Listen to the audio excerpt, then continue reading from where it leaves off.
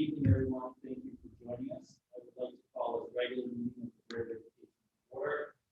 The next regular Board of Education meeting is on Tuesday, July 27th at 7:30 p.m. in the board meeting room. Thank you, Deb.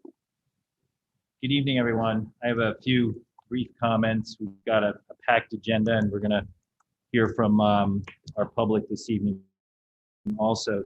So I just wanted to extend my sympathies to Alicia Casucci and her family and all her friends. I was able to attend the wake this afternoon on behalf of the board, and our first selectman, J.V. Stevenson, was also up there on behalf of the town. So Alicia is very appreciative of all the support, and she's got a beautiful family. So I would ask that we keep her and her family in our prayers.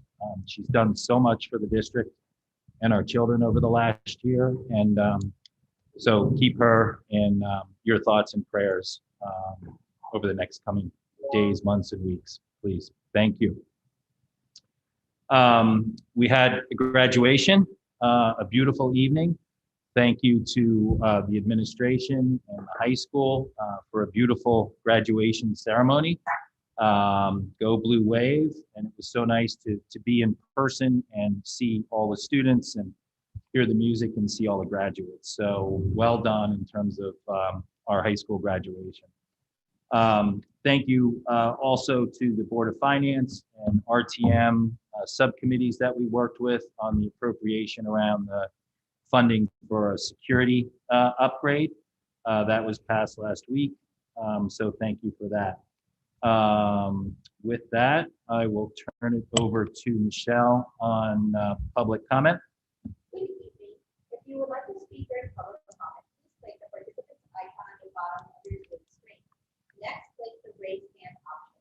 You will notice a blue hand icon appear in the upper corner of your screen where your face, name, and or number appears. When it is your turn to speak, the facilitator will identify you and announce that you are unmuted for public comment. Once recognized and unmuted, please state your name and address. You will have up to 3 minutes to comment. Ms. Allison Johnson, you are unmuted and recognized. Hi, I'm unmuted officially? Yes. Yes, Mrs. Johnson, we can hear you. Go ahead. Okay, great. Hi, my name is Allison Johnson, and I live at 573 Middlesex Road. I am one of the co-presidents of DAEG. On behalf of DAEG, could you I would speak like up a little bit? Speak up, sure. Please. Thank you. Okay. On behalf of DAEG, I would like to thank Theresa Rangel and the administration for the extremely thorough and thoughtful review of the IDEA program. Thank you to the Board of Ed for requesting this review.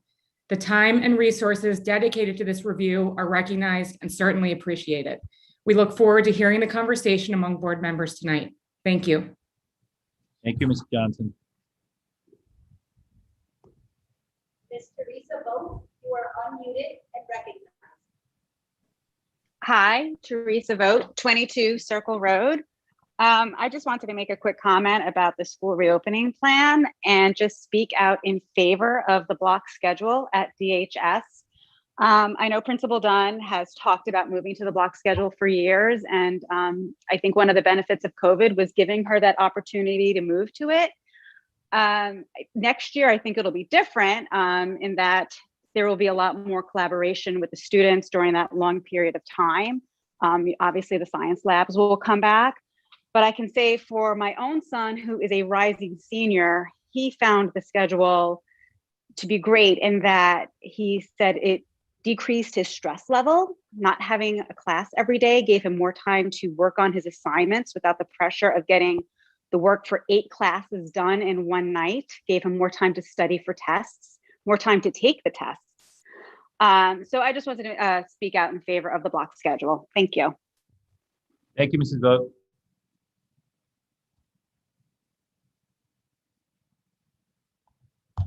Ms. Andrea J, you are unmuted and recognized. Hi, can you hear me okay? Yes, we can hear you, Mrs. J. Okay. I'm commenting on the reopening plan. I have two children who just completed kindergarten and But second grade. we can, Mrs. J, we're going to have specific public discussion on the reopening plan. Okay, Can we hold off till then? sure can. Thank you. I appreciate that.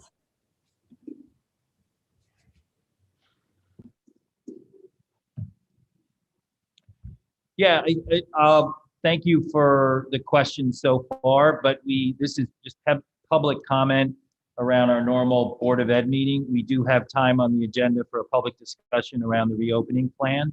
So if we could hold those questions till then, that would be appreciated. Thank you. Mr. Deneen? Yes, Mrs. This Zucker. is a point of order. We can't limit public comment, so we can. I'm not limiting public comment, so I'm just letting them know they can speak. I hear you, but go ahead. Miss Laurie Olson, you are unmuted and recognized. Hi, my name is Laurie Olson and I live at 16 Little Brook Road North. I am co-chair of the Council of Darien School Parents. The COVID-19 pandemic has been an academic, social, and emotional hardship for many students. We are hearing from parents in the community who feel while we need to continue to remain vigilant, there is hope with our high vaccination rates and low positive COVID cases, we are returning to the 2021-22 school year with some normalcy. We just ended a very extraordinary school year.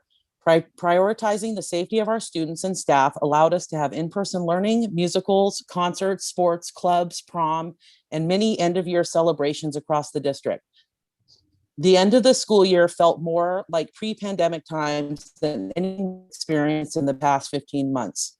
Now, return to school planning is well underway.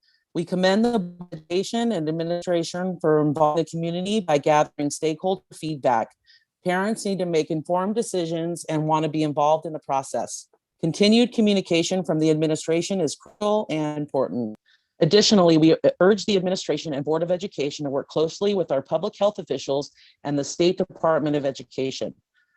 Two questions we have. Can mask mandates be lifted indoors at the high school where all students and staff are eligible to receive a COVID-19 vaccine? And number two, can fully vaccinated students and staff be exempt from the mask mandate as they are with contact tracing and quarantining? This past school year has not been what any of us planned for. It has challenged us and offered new opportunities every day. It also showed us how flexible and innovative we can be by working together. We can't predict what is going to happen in the fall because COVID is definitely not over, but we can work together, listen to our health experts, and make the most informed decisions we can for our school community. Again, we want to thank our teachers, support staff, administration, and the Board of Education who pool together to support our students and our families and each other. Finally, our condolences to the Casucci family from all Darien school families. Thank you. Thank you, Mrs. Olson. Miss Taylor Carter, you are unmuted.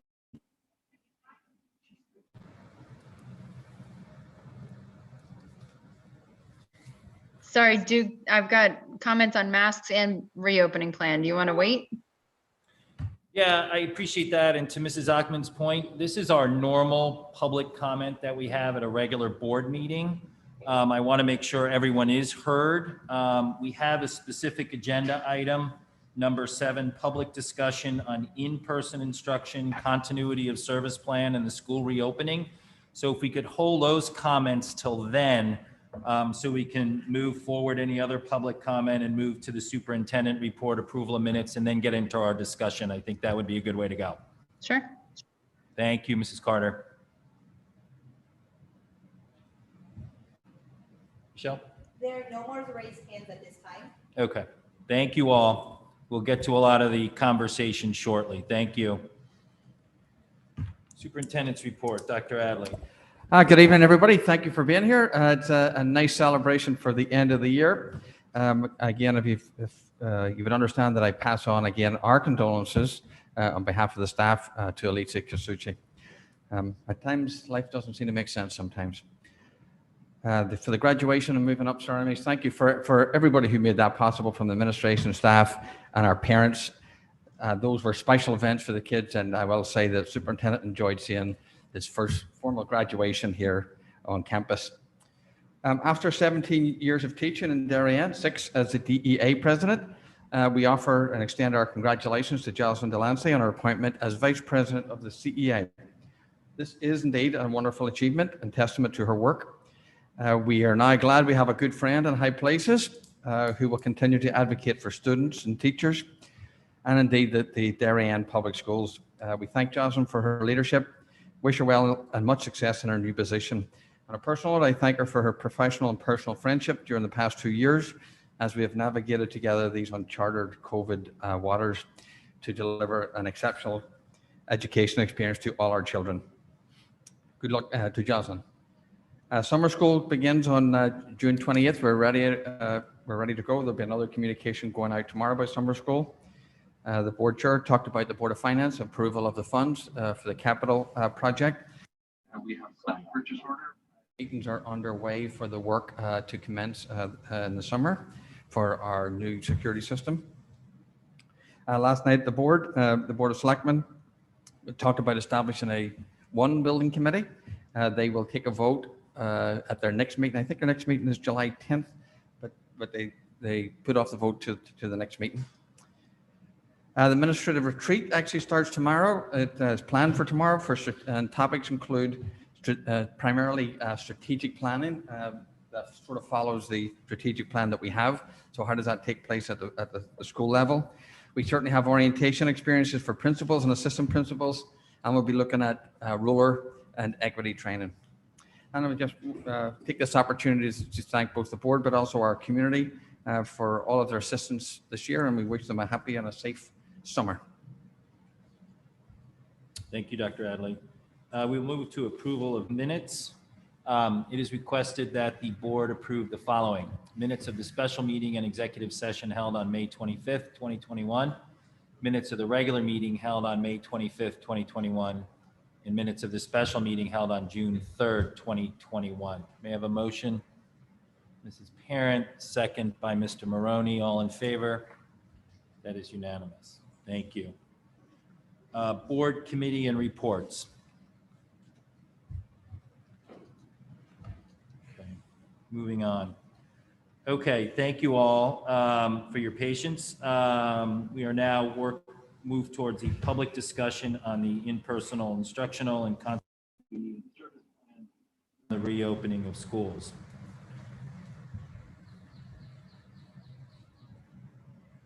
All right.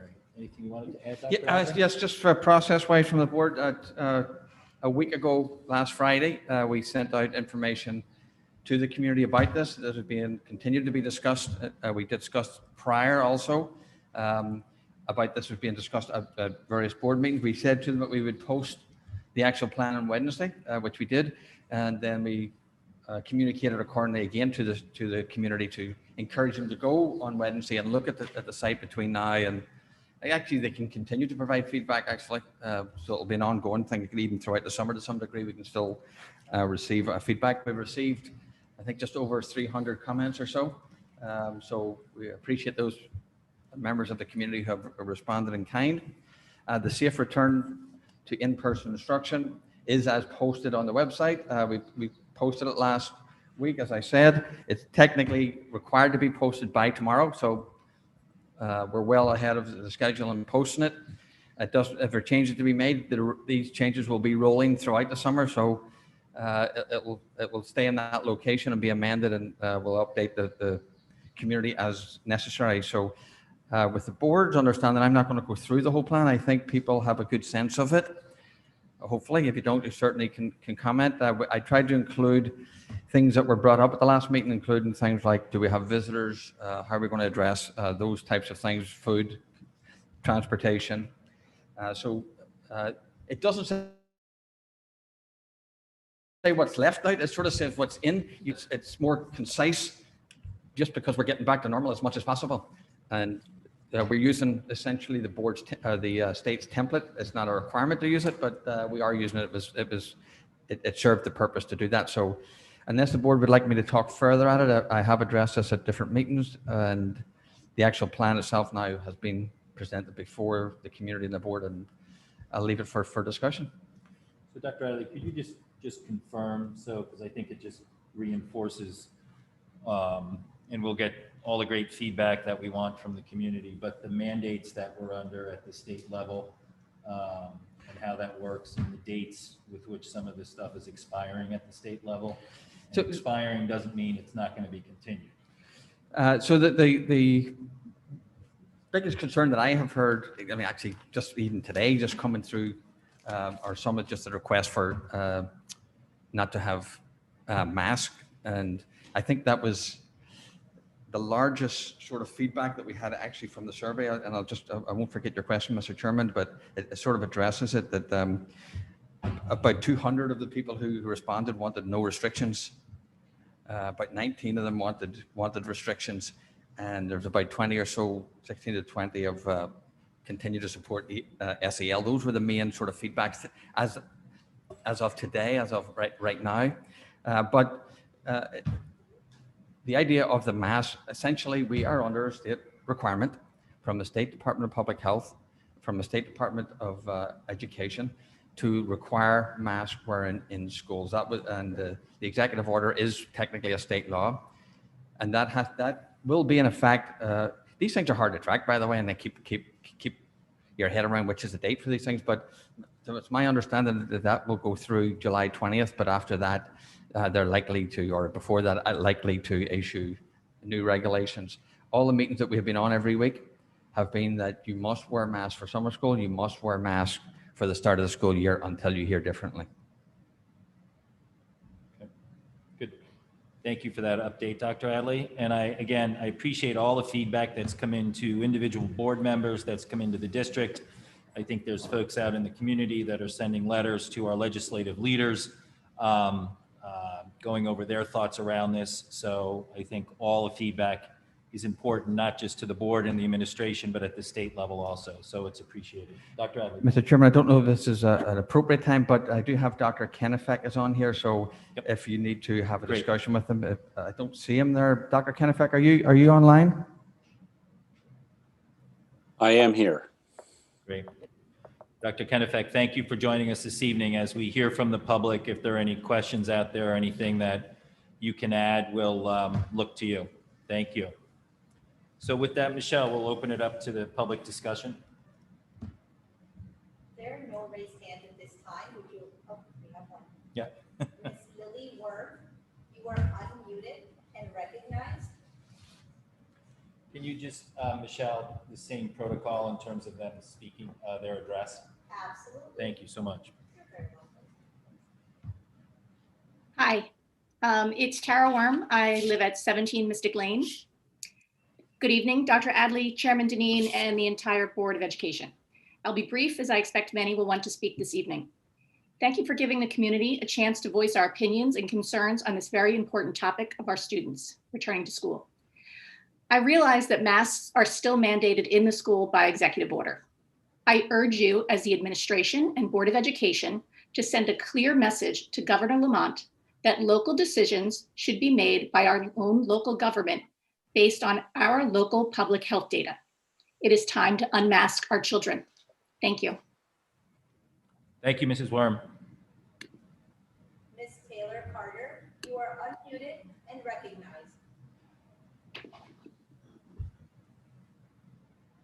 Thank you for waiting, Taylor. Can you hear Sure. us? You look like you're still Yeah. muted. Okay, Sorry, good. I think, you got me now? Yes. All right, Taylor Carter, 385 Middlesex Road. First, thank you all for your stated intention of returning to school this fall in as normal a fashion as possible. We all recognize today that health is more than just the physical. It is emotional and psychological as well. Your commitment to helping our staff and students move beyond this pandemic and toward a holistic vision of health is greatly appreciated. I am frustrated, however, that the state wants to stand in the way of this goal with their mask mandate, and I ask you to please advocate vehemently for this removal. Masks are not healthy for children. They impair their ability to breathe, communicate, and socialize. They promote fear and helplessness. They collect germs, and their efficacy at preventing the spread of coronavirus is questionable at best. Regarding the back to school plan on which you have sought our feedback, I have 3 comments. 1, the first line of the high school plan reads, in order to minimize the number of individuals each student and teacher comes into contact with each day, Darien High School will operate on a block schedule. Why are we intentionally minimizing personal interactions? Our high school students and staff have been given ample time and opportunity to become vaccinated. We have no legitimate reason to be concerned with mass quarantines. Is the block schedule the best model for learning? If not, I would suggest this is not normal and not necessary. 2, in the elementary plan, you state that relationship building is the foundation to a successful start of the school year. I fully agree and want to reiterate the importance of mask removal in achieving that goal. 3, later in the elementary plan, it says time will be spent discussing teachers and students' experiences and feelings, and that specific lessons designed to teach healthy hygiene practices and physical social distancing protocols will be embedded in the schedule. While I recognize the very real social impact the pandemic has had on our children, I hope you will prioritize the remediation of educational losses our children have suffered over the last 15 months. Further, instruction in hygiene and social distancing practices seems a waste of precious classroom time at this writing, and I hope it will be reconsidered in favor of real academic recovery. Finally, thank you for engaging us, the parents, in refining this thoughtful plan, and I look forward to a successful return to school this fall. Thanks. Thank you, Mrs. Carter.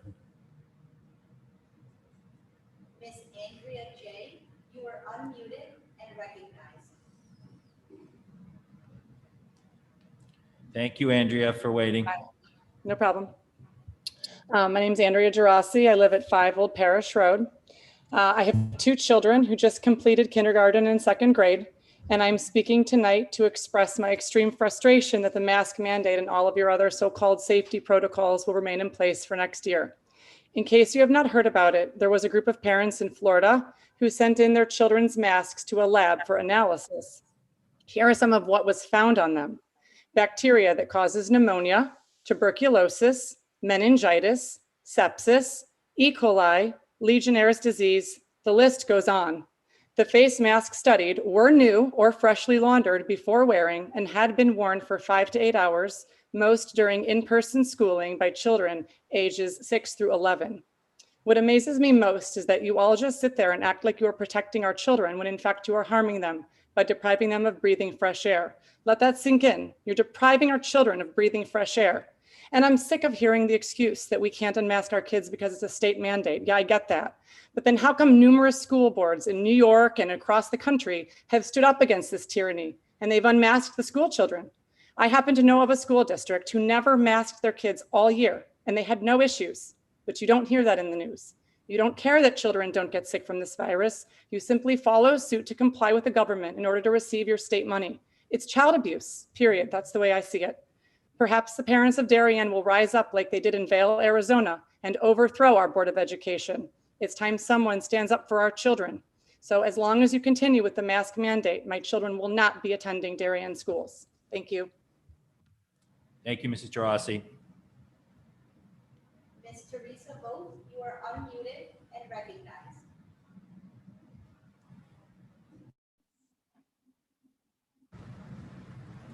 Can you hear us, Mrs. Vogt? Miss Vogt, you are still. I can hear you. I can hear you. Sorry. I needed to hide my camera this time. Theresa Vogt, 22 Circle Road. I'm just going to repeat what I said before, since I do have a child at the high school and a rising senior at that, and a child who's lived through the block schedule and a typical schedule at the high school. And I just want to reiterate that the block schedule is a blessing at the high school.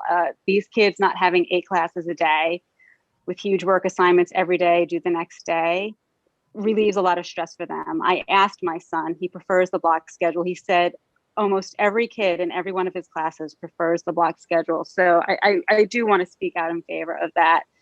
As for masks, obviously, I'm one of those people. I will do what is best and safe for everybody in the district. If that means wearing masks, I'm in favor of it, even though I have a vaccinated child. I did find that this year, fewer people got sick. I wasn't at my pediatrician's office with him this year. I know so many people who did not get strep throat this year, who did not get the flu this year.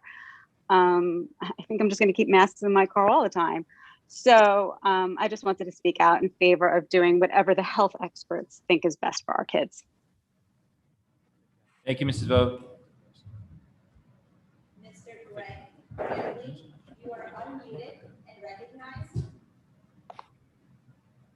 Hold on, Michelle, could I hold on just a second? May I ask who's just come into the room?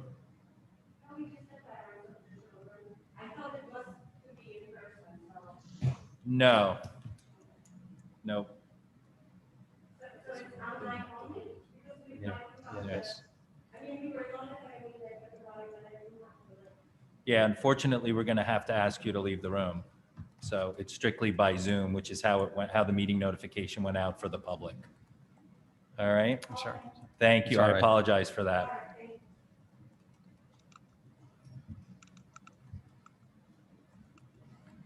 Go ahead, Michelle. Mr. Greg Grambling, you are unmuted and recognized. It's Greg Grambling from 11 Blueberry Lane. I was also surprised to read the updated return to school plan, which seems to have very little to nothing changed from this past school year. It is surprising because a lot has changed. Kids don't have to wear masks or social distance in grocery stores, movie theaters, retail shops, while playing sports, summer camps, or elsewhere. So, reading through it, I was kind of thinking, why still in schools? I would equally like to express my support for a completely normal return to school. So no more requirements for masks, no more social distancing, no more barriers between our children in classrooms, no more unproductive half-day Fridays. The parents of Darien public school students have the Board of Ed and administration's backs to proactively speak out to the state to allow for us to make local decisions that are made based on science and common sense rather than what seems to be outdated executive orders from 18 months ago. Thank you very much. Thank you, Mr. Grambling. Ms. Claudia, you are unmuted and recognized. Hi, thank you. Can you hear me okay? Yes, we can. Your name, your full name and address, please. Thank you. Claudia Ebert, 1 Sherry Lane, Darien. Dr. Adley and members of the Darien Board of Education, thank you for your time tonight and for leading our schools during the last 2 years throughout COVID-19. I realize it's difficult to balance everyone's safety needs and wants between all the staff, teachers, parents, and children. I'm a mother of 4 children. My 3 older children attend Oxridge Elementary School. This past year, I had 1 in kindergarten, 1 in 1st grade, and 1 in 2nd grade. My son Grant is in kindergarten, David in 1st, daughter Helena is in 2nd. I'm extremely grateful that they were able to attend school in person this year, even with masks. However, I strongly believe that the time has come to lift the mask mandate on our children in our schools, and I vehemently oppose masking our children any longer. While the pandemic and contagion of COVID-19 was an issue earlier in the year, there is no longer any data that supports the need to mask our children, who are the least affected individuals of this virus, especially given that teachers and school staff in Darien who wish to be vaccinated are vaccinated. The detrimental effect of masking on the emotional, social, and educational well-being of our youngest children is unquestionable. The struggle of a kindergartner to learn to read when he cannot see the lips moving on his teacher as letter sounds are enunciated, his inability to sense emotion in his teacher or his peers because of half of their face is covered, and the discomfort of a 5, 6, or 7-year-old having to cover the area where he breathes for 6 hours a day while trying to learn new concepts every day cannot be denied, and this must not be allowed to continue.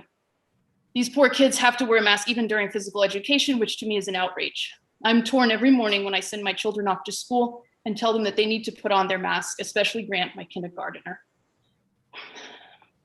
Grant chews on his mask, he sucks on it, he brings it down from his nose, and he needed to constantly be corrected throughout his day by his teachers about his mask. Yet he's doing nothing wrong. This is wrong. He is only reacting to the unnaturalness of having to cover his face and his mouth and his nose. He's reacting to his inability to process having to cover half of his face while he breathes and is asked to concentrate and perform school tasks throughout the day, making our youngest children feel guilty or different because they are uncomfortable wearing a mask is wrong. The World Health Organization advises that children aged 5 years and under should not be required to wear masks. This is based on the safety and overall interest of the child and the capacity to appropriately use a mask with minimal assistance. Grant is 5 years old until August of this year. WHO advises that the decision to use masks for children aged 6 to 11 should be based on certain factors, including whether there's widespread transmission in the area where the child resides, the ability of the child to safely and appropriately use a mask. Herbert, you're almost out of time. These masks cover our children's mouths and noses. They hinder their ability to breathe. To say that this is normal or should become normal or is the new normal is nothing other than asking all of us to accept the absurd. I'd ask that you unmask our children in the fall. I appreciate having the opportunity to speak tonight, and I thank you again for this service and to the community. Thank you very much. Thank you. Thank you. Ms. Stacy TA, you are unmuted and recognized. Good evening. My name is Stacy TA. I live at 10 Clocks Lane. I just want to echo Ms. Vogt's comments. I already sent a letter into the board, so I'll be brief. I think it's important to listen to the health officials, and I think the children are fine with masks. We've had no problems. We typically would have 4 cases of strep at least in a year, and I did not have 1 case of strep in my home. So I think, that's all. I just wanted to echo Mrs. Vogt's comments. Thank you, Mrs. TA. Ms. Christine Woodland, you are unmuted and recognized. Hello, can you hear me? Yes, we can hear you. Thank you. Hi, I'm at 4 Stanton Road. My husband and I are against mandatory masking and COVID-19 vaccination policies for school attendance. We can debate the effectiveness of masks to prevent the transmission of SARS-CoV-2, but what is not debatable is that the statistics with respect to children and COVID-19 disease are crystal clear. The SARS-CoV-2 virus is no more dangerous to children than the flu. And one of the unique things about SARS-CoV-2 is that children appear to be particularly resistant to severe disease. Arguably, the annual flu is more dangerous to children than SARS-CoV-2 virus. Additionally, all adults working in schools have had the opportunity to be vaccinated.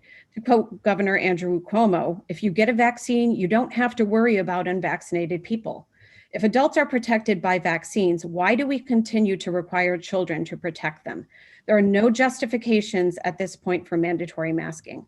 If parents are concerned about their children catching the SARS-CoV-2 virus from other children, then they have the option to mask their children or have their children vaccinated if they are eligible or when the vaccines are approved for children under 12. One of the major concerns with masking is that that's rarely discussed, is the safety of long-term mask wearing by children for extended periods of time. There is a reason that OSHA and NIOSH, the National Institute of Occupational Safety and Health, exist. Use of face masks in the workplace is highly regulated because there are risks associated with mask wearing. Who is overseeing the use of face masks by children in schools to ensure that our children are safe?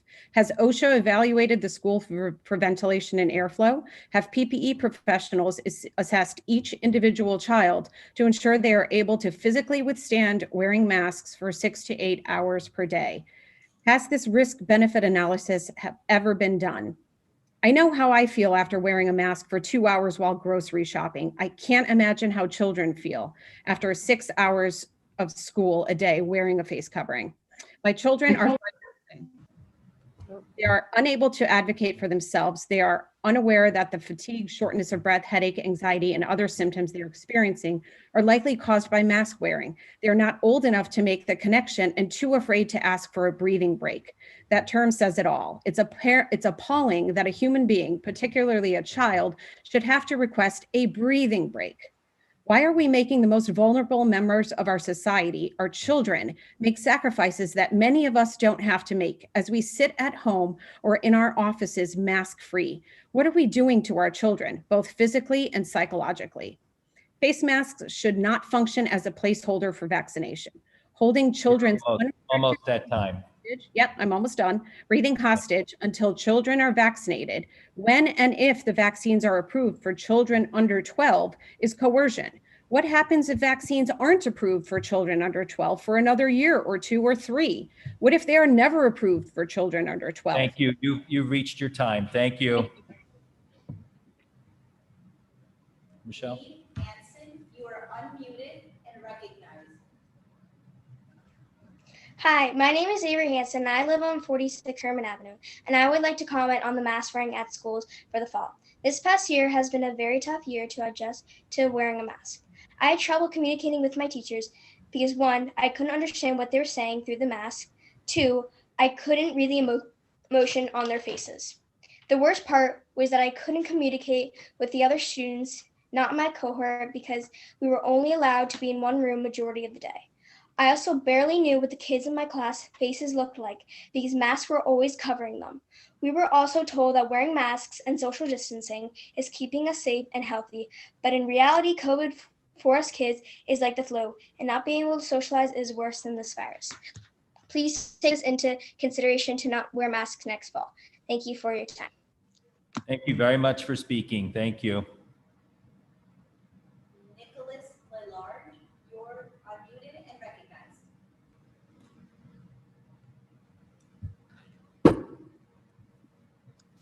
Hi, yes, Nicholas Lelarge. I live on 147 Holmes Avenue. We have 3 kids, 2 in elementary school and 1 in middle school. I didn't see in the back to school plan anything that talks about the before school programs. So my first question is, are you planning to reinstate these before school programs? And secondly, are you also planning to reinstate the 50 minutes recess for the kids before the school? So would appreciate it if you have any comments on this, Dr. Adley. Thank you.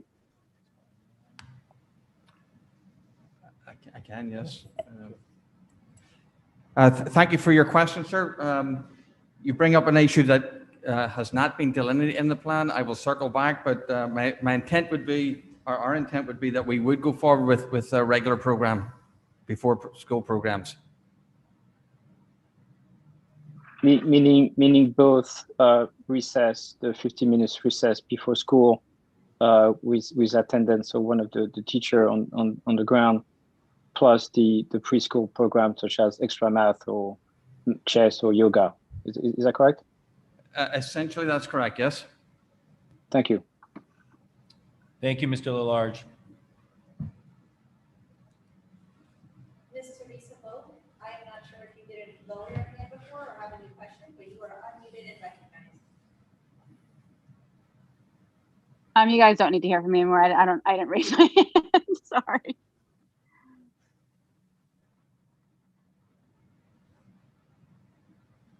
Ms. Jessica Levy, do you have another question? Your hand is still raised. You're on mute, Ms. Sorry, I just wanted to. Can you just state your name and address, Mrs. Levy? You're on mute again. Sorry. Jessica Levy, live at 40 Pasture Lane in Darien. I wanted to start by thanking you all for taking the time to listen to the public and all the thought and time you've put into keeping our children and our teachers safe. I currently have a son who attends Hindley Elementary School, and I have one in preschool, and I'm expecting a child in September. The children in our elementary schools, as everyone knows, are unable to be vaccinated or make that choice for themselves. And while I understand people's right to choose to vaccinate or not, I believe the only way to keep our children safe and our community safe is to ask the children to wear masks at school.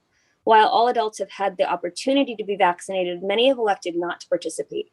It's my understanding that the only people who are allowed to go mask-free are people who have been vaccinated.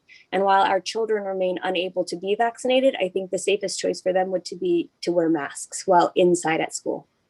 Thank you for your time. Thank you, Mrs. Levy. Jamie Zionic, you are unmuted and recognized. Hi, Jamie Zanuck, 15 Holmes Court. Dr. Adley, I'm just commenting, I'm hoping you can share the conversation we had earlier today about whether a travel quarantine is required during ESY. Thank you.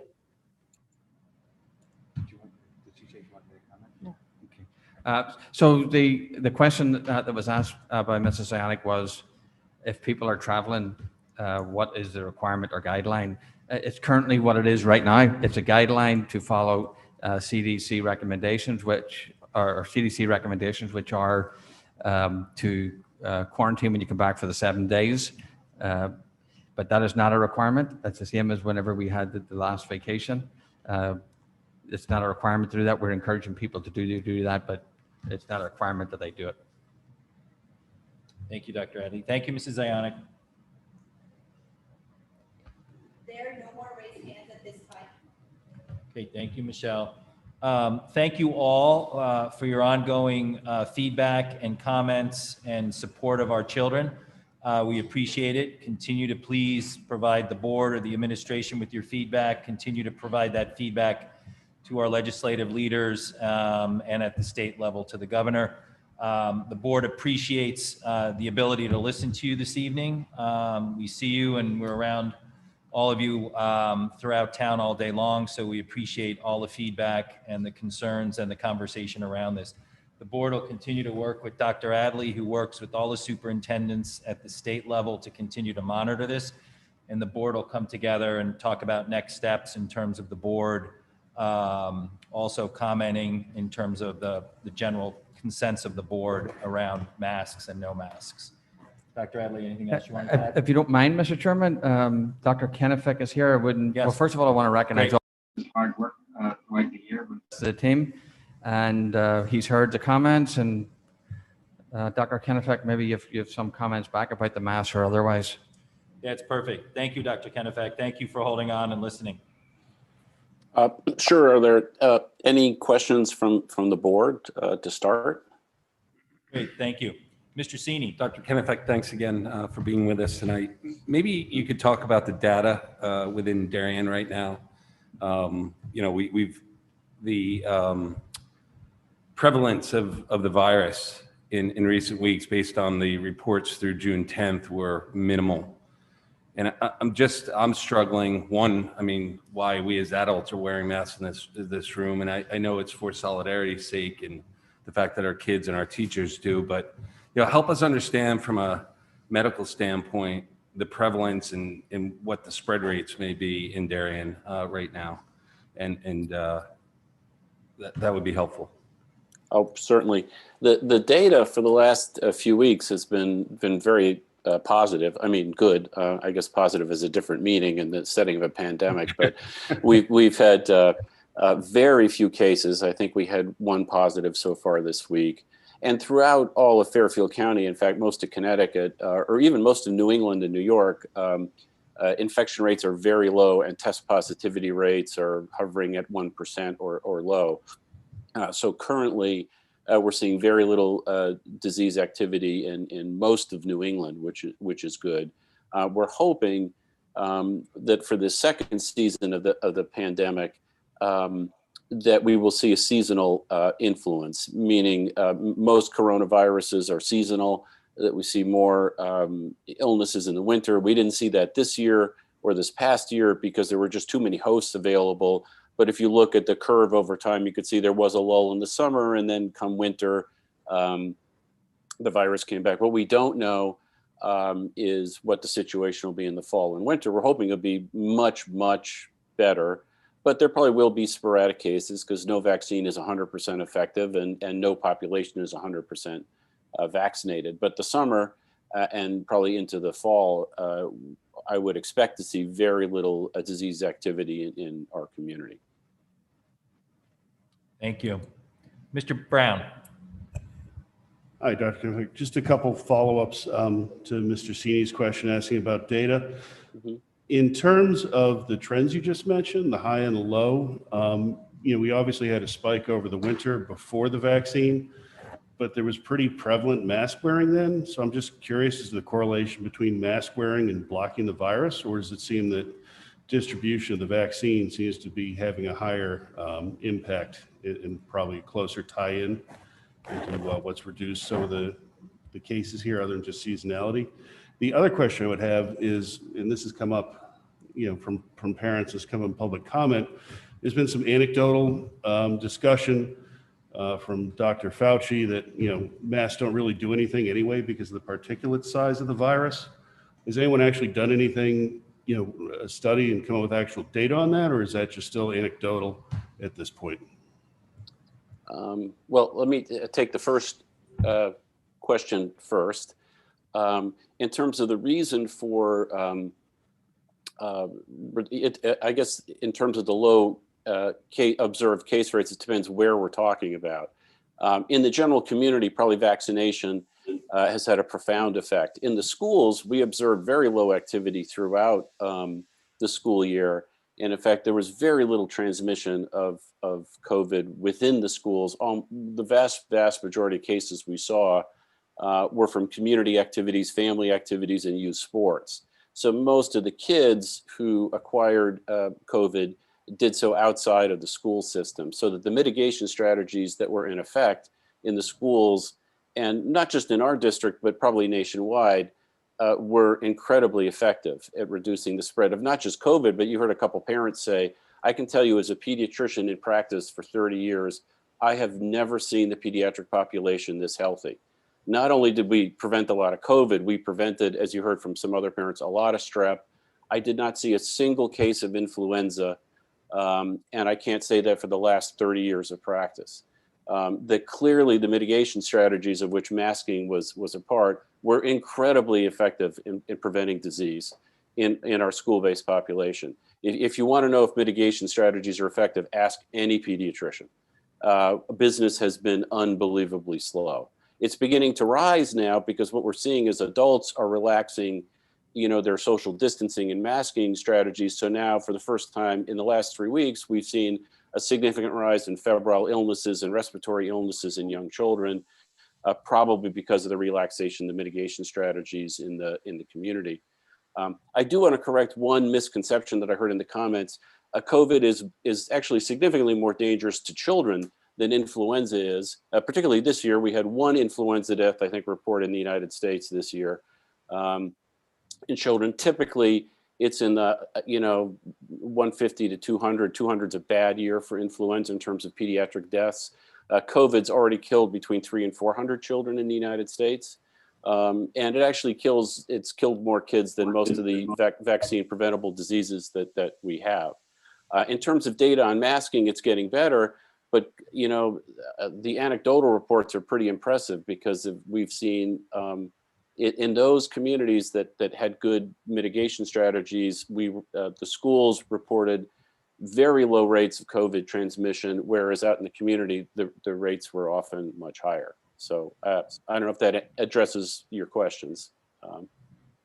Yeah, I just, you started earlier, just in your response to the first, mentioning that it's a difference between what we see in schools and what we see in communities. So I guess it's a little difficult not to conflate, but just as a general trend, if you look outside of schools for a moment, you look at just the general population and look, say, in town at Darien specifically. If you look over the long run over the past 2 years or 18 months, whatever it's been exactly with COVID and the masking, does it really seem like there's a sync between masking in the general population and rates, or does it seem like vaccination has had the greater impact in the trend line? I would say that, well, the problem with masking is it's hard to separate it out from the other mitigation strategies like social distancing and cutting back on group activities. But that, if you take the suite of mitigation strategies, I think there's very little doubt that they had a profound impact on slowing the transmission of the disease.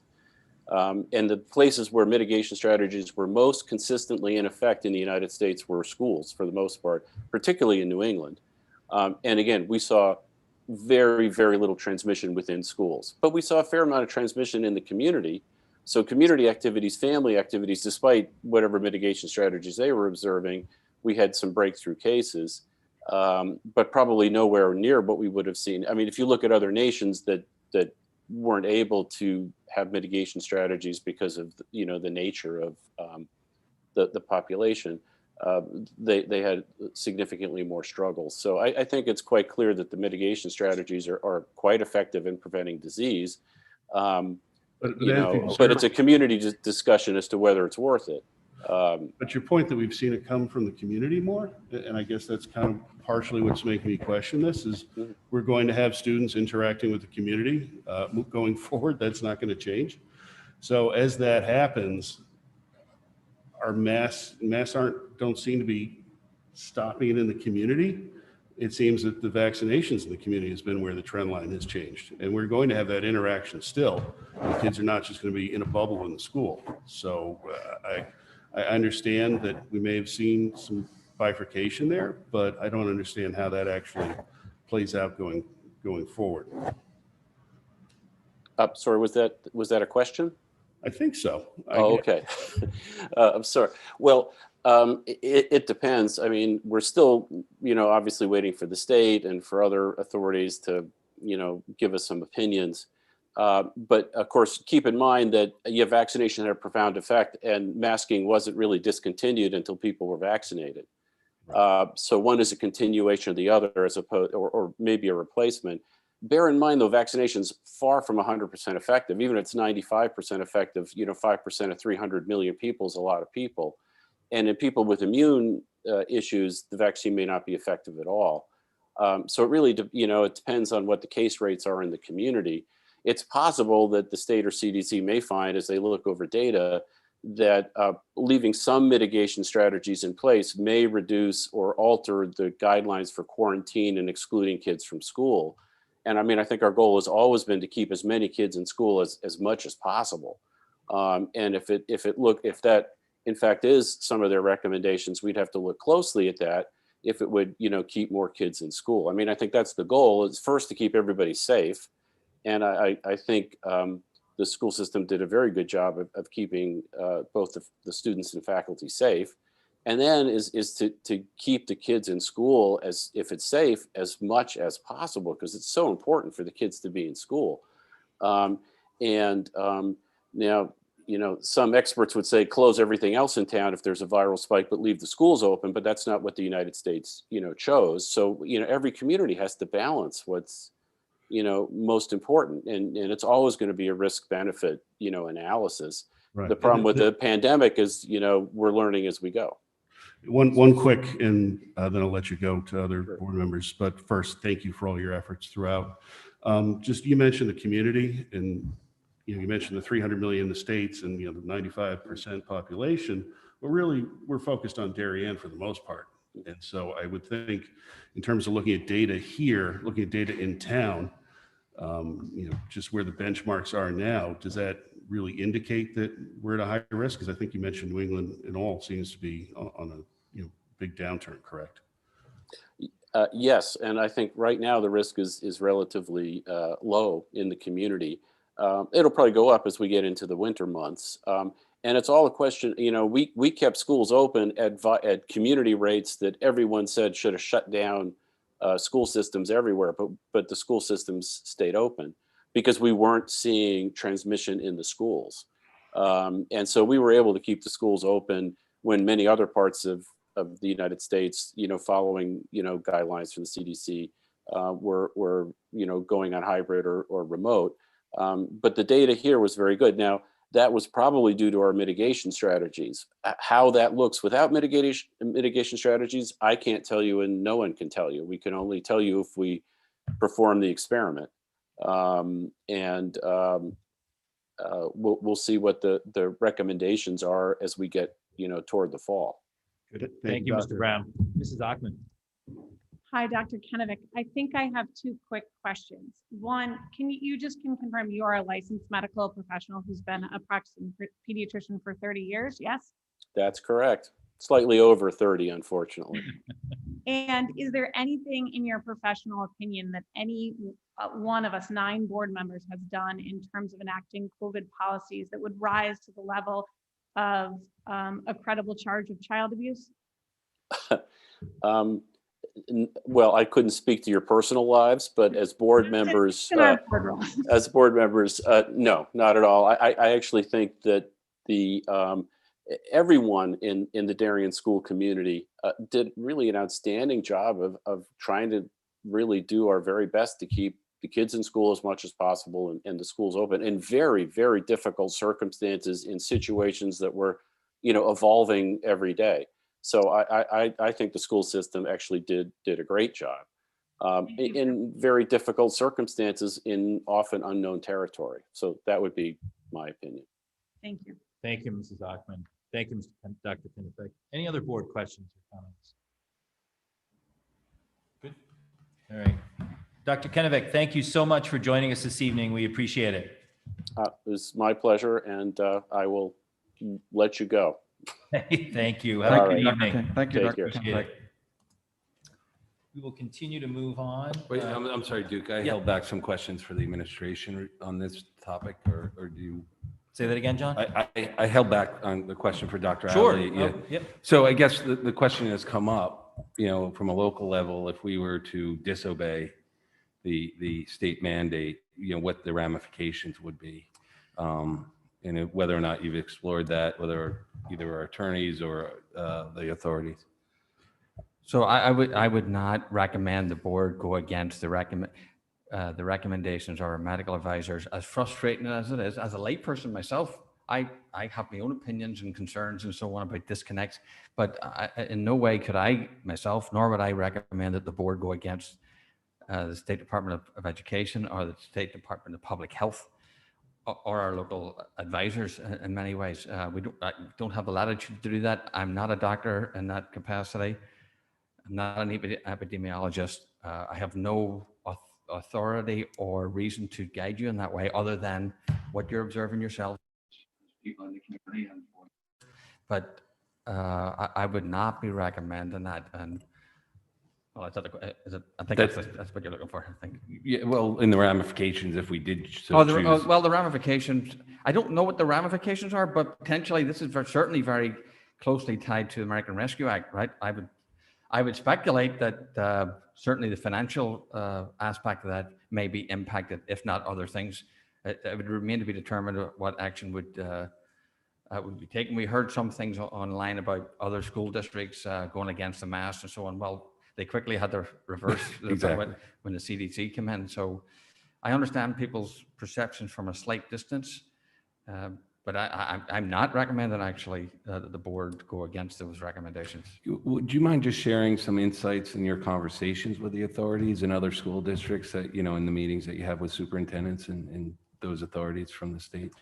I think our concerns have been many of what have been articulated around here and probably around dinner tables around our Darien community, in the sense of our youngest kids.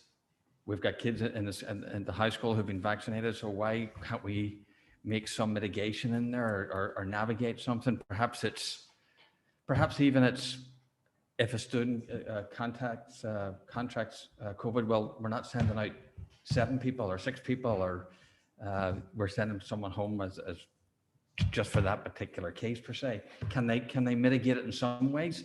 And then the idea that everybody else is going out in the community and from having dinners to everything else in between, and yet they're holding the schools up to this higher standard. I just have to trust that they have reasons for doing that. But most superintendents would have that disposition of, can we loosen these restrictions in some capacity, particularly around quarantine? And I would say, if they can't just get rid of the mask, can we have some relaxation around quarantine where perhaps those who contracted the virus actually stay out themselves and we don't have this let a whole class out and so on and so forth. So those are some reasonable steps that we're trying to advocate for. But I'll just tell you that the State Department of Public Health and Department of Education are extremely slow moving. I don't get the impression, and I could be wrong, that they're really advocating these other things to who they're answerable to, the CDC and so on. But they're awaiting guidance, it seems to me, and that's, well, I get a sense that they're awaiting guidance. And so those are some of the things that superintendents are advocating for. I really appreciate that. And I do, just as a board, given the comments that we're hearing this evening, I mean, would it make sense for us to communicate a view or a vision or a desire to, modify some of these mandates and communicate that to the state authorities as a board? Yeah, thank you for the question, John. What I just wanted one follow-up to Dr. Adley. So are there mechanisms where the superintendents are pushing up or asking for relief and working with any of the organizations like CABE or any of those organizations that are pushing in it? At what point in time? I mean, I think communities are now starting to push more their feelings around this. So Connecticut Association of Public School Superintendents are advocating. at least to look at, is there a way? I think that they're not necessarily advocating no mask, because not everybody in every community feels the way some people feel in our community. In fact, it's not a consistent for every person who's sending me an email about don't take off the mask. I won't say it's one-to-one, but there's enough people who think that, well, wait a minute, can we follow the guidelines until we hear differently? So the superintendent organization is pushing for some sort of mitigation in the process, and we collectively and our local superintendent group meet with the executive director of KEPS and also the State Department every week to talk about where are we. These are the things we're asking for. It's not as if it's not as if they're not hearing us. Whether they can react or will react is a whole different discussion. Okay, thank you. Now to your, Mr. Brown. No, I just wanted to respond to Mr. Sini and say if we want a consensus of the board that we want to collectively put our thoughts together in terms of how we feel or what we want to say to the state in terms of looking at the science, looking at the rates, looking at the mitigation, look at what we've done and communicate that up to the state level, then I'd like a consensus of the board if we want to do that and we can craft something along those lines that everyone's on board with. So I'll open it up for any conversation around that. Mrs. Parent. I mean, I just heard our medical professional say that he thought that the masks were appropriate. Mm-hmm. I agree that unmasking children is the ultimate goal, but until our medical professionals say that that's appropriate, I don't know that I'm comfortable doing that. Okay, thank you. Mr. Brown. I think it's a great idea. I'd be happy to pursue that as a board. And the only other thought we might want to consider including in that is the idea of local control and that local data should be considered. Thank you, Mr. Brown. Mr. Sini? Yeah, I would follow up. I mean, yes, our local professionals have said, we want to follow the mandates, but our local data, it's clear. There's no spread at this point. I agree. I'm not disputing 0.833. that. Yeah. So if we could urge as a board that with our local professional guidance, and look at the data and with their guidance and remove the mandate, that's what I would advocate for. This is not, blind, let's remove the masks, despite what our local authorities are saying. It's as time goes on, I think with such low prevalence, like what are we protecting the kids from at this point? Mm-hmm. What are we protecting ourselves from in this room at this point? So I'll leave it there. Sorry. Okay. Mr. Brown. I did have a quick before, if we're moving back off of the question of communication. I had a follow-up from before. If I can go to that, are we doing Sure. communications now? I wasn't sure where we are in the conversation. So if now's a good time, I'll be happy to ask. Yeah, go ahead. Looks like a good time. Okay. Dr. Adley, for you, quick hypo. I apologize, but we've had quick typo? Hypothetical. Don't mean to put you on the spot. What you mentioned in the survey, I think it was 22 parents who said that we shouldn't remove the masks. And I guess my question from that is, if we get to a point where we do remove the mask and parents still want to send their kid in a mask, do you envision that we're going to penalize them for doing that, or would that be allowed? It would be the same as it is this year until students who are in school, students who are coming to school right now, we just finished, but students for this year had to come with a mask. No, I guess, so let's say we're in the future. Yes. There's no mask required at all. Correct. Okay. Goes away, state goes away, Okay. CDC, we say it's all gone. Yeah. But there's a parent who says, you know what, I want my kid to wear a mask. Are we going to penalize that child? I would see no reason why we would. Thank you. I Next would question. anticipate that now. I would say though, I would say. Policies regarding face coverings. We'd have to check. Right. So I think would be clearly would be reasonable if people felt for whatever reason that, look, I'm still anxious about it. In fact, I think we are probably going to get that. I don't think you have to look too far beyond our borders and so on to see the ramifications of that. And I think that's something to expect. And I would expect us to be reasonable with that request. Okay. The next question I had is, you had mentioned in the opening, and I apologize, I missed it. I thought you said July 26th was the date. We may get some further information. Yeah. I guess my question, are there milestones that you're looking to for when things could change for moving ahead? What are those milestones and what are the dates? If you could just give us that data or that information, that'd be great. The milestone for the mask is by the 20th July 20th. Okay. But the state has to come, what their milestones are, that's just a milestone and a date. They'll come back out and tell us something, but they've already told us summer school and the start of school, you're going to have to wear masks unless something happens before then. So Okay. honestly, Mr. Brown, I'm not sure what their milestones, that's part of the issue here. I'm not sure what the metric is and what the milestones is and what the influence is going to be. Got it. Yeah, I just didn't know if there was, say August 1st, we're going to hear something or but there's nothing like that. It's just the July 20th date at this time is what we have to anticipate. Yep, that's correct. Thank you. Can we finish our conversation about a communication from the board? I think Mr. Sini's on board with it. Mr. Brown, Mrs. Achman, thoughts? Not looking for commitments, just thoughts. I don't know what we're communicating. That's my trouble with giving a thought. Okay. Yeah, I think the I don't need a draft. I need to know what's the message we're communicating. I think representing that we have parents who feel strongly is one thing. Representing that we have any medical know-how is something I would be against. So I would need to know, or need this group to come up with what the message is, because I am not going to pretend to be a doctor.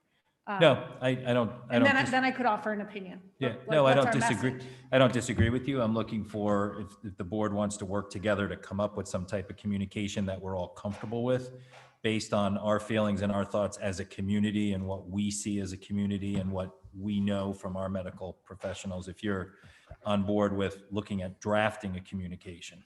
So I think the drafting is kind of the logistics of it, but what's the broad picture of what we as a board are willing to say? And until I know that, and I don't mean the nitty gritty, right? I agree, we Right. have to draft into that, but what message are we trying to send the state? If the message is as blunt as unmask our kids, I don't think the 9 of us have the expertise to do that. I If agree. the message is something else about what we're hearing, community concerns, we may be able to do that. But until maybe now's the time, we talk about what's the broad message we're sending to the state. I don't know how to give you my consensus. No, understood. I appreciate that. And I think I'm happy to listen to what people at the board table right now think that message might be. Mr. Sini? Again, it'd be as simple as we're trying to reflect what the community is, what the majority of the community has told us, and you'll get more data in the survey in terms of masking. But I think it goes to let us make a local decision around our medical data and allow our local medical officials to weigh in on the decision whether or not to mask the children. Mr. Maroney, thoughts? Yeah, I'm 100% in agreement that it should be about local control, and we should, in conjunction with our local health officials, decide on what is best for our community, not be dictated to by Hartford and the state. Thank you, Mr. Maroney. Mrs. Ritchie? I'm 100% for getting masks off our children when it's safe to do so. I guess my concern with the communication like this is, are we now saying that we will always ignore CDC guidelines, and are we not taking that into effect? I think, yes, we have people in the community that want to unmask our children, but we did hear from people that are not comfortable with that because under 12 are not getting a vaccine at this point in time. So I'm not opposed to a communication, but I want it to be effective. I want it to be appropriate. And who do we write to? Is it the state? Is it the CDC? And I guess at the end of the day, what is the purpose of the communication and the ultimate goal for writing the letter? What do we want to see come out of that? Thank you, Mrs. Ritchie. Mrs. McCammon? Can you hear me? Am I good? Yes. I probably have a terrible internet connection, so I'll be fast and hopefully clear. I'm comfortable with a communication at the state level that emphasizes decision-making, that correlates local data and what local health officials are seeing. I do think that it requires at the same time that we commit as a board and as an administration to support those in our community who feel that they need to keep a mask on because they have medical issues or just don't feel comfortable yet. We won't be offering remote learning. So I just think that any communication should come with a commitment to supporting the people in our community who want to stay masked. Thank you. Thank you, Mrs. McCammon. Mrs. Parent? I was just going to say that we have to be careful when we say that it's the majority of people in this town that want to be unmasked. I think we've heard the people that we've heard from. Yes, more of them would Sure. prefer to be unmasked, but I think there's 4,400 kids, and we heard from maybe 20 families tonight. So I think we have to be really careful. We represent everybody. Correct. If we're going to say that the majority want to be unmasked, we need to have the data to support that, and I don't know that we do right now. Yeah, thank you. Mrs. Ackman. So, and look, these messages are always difficult to work through. This is part of it. So, and I've supported local control. I've testified for local control up in Hartford.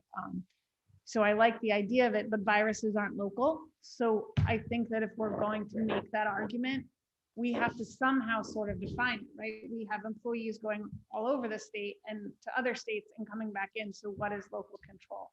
So I think my push would be whatever we are saying to the state is that if that's the way we choose to go, is that we would like to we recognize our role. Our role is in school governance, but our role is not in public health, and so that we would like decisions to be made by public health authorities based on data. That's a fair statement to make,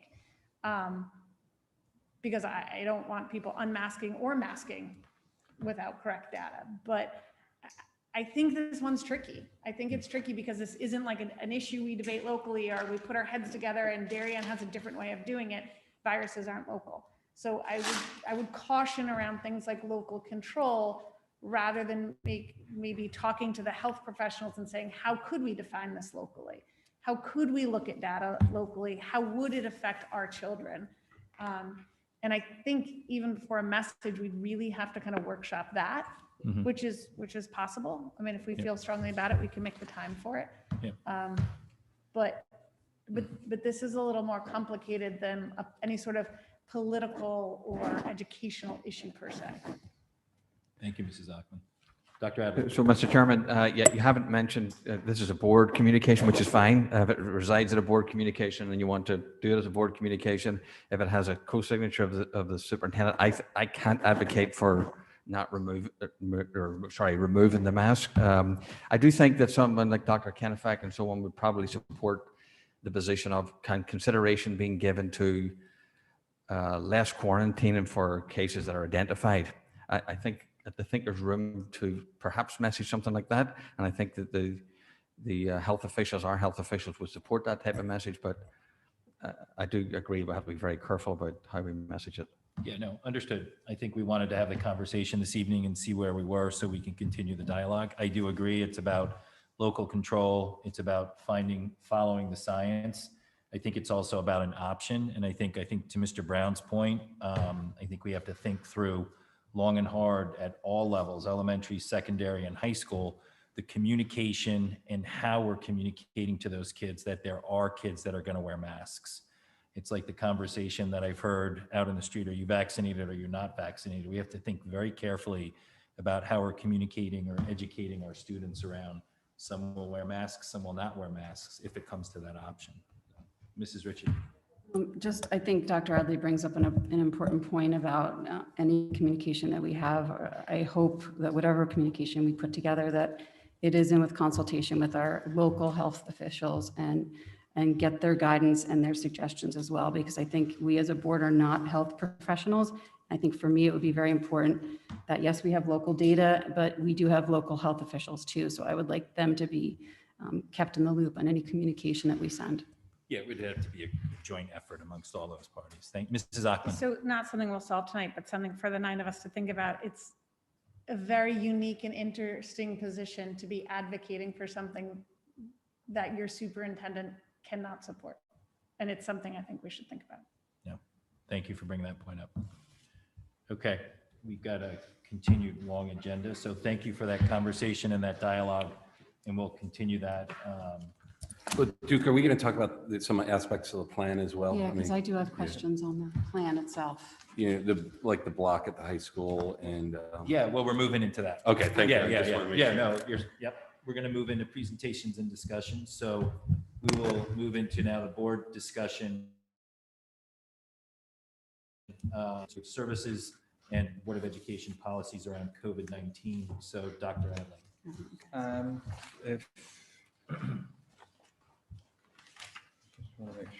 I'm happy to answer them under this if it's okay with people. It probably does fall under the other agenda item, I think, Mr. Chairman, but I'm happy to answer it under mine if you want.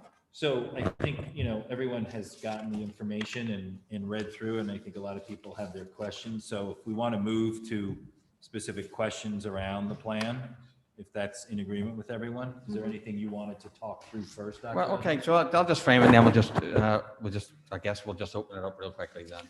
Okay. So just to close out the year, this is a wonderful picture.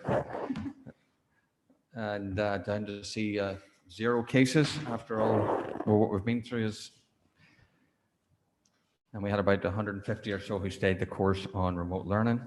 So I had this as basically my agenda items to talk about. So the in-person instructional community service plan, so that would fall under this, so you could certainly talk about that.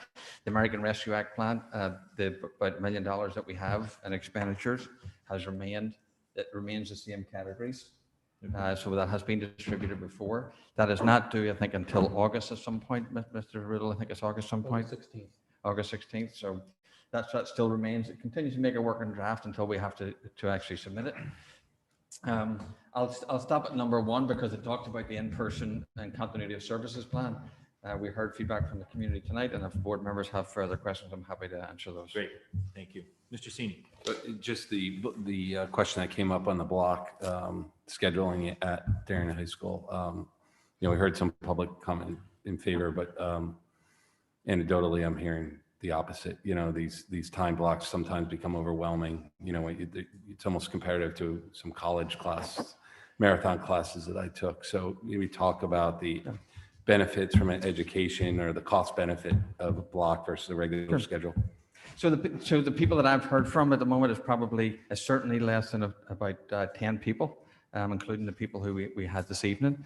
Some people came along later this afternoon a little bit, and I understand the question. The idea of how this was first introduced, in the sense of how it is introduced in this particular packet. It talks about less contact for teachers with students and that type of stuff. Yes, that's true, right?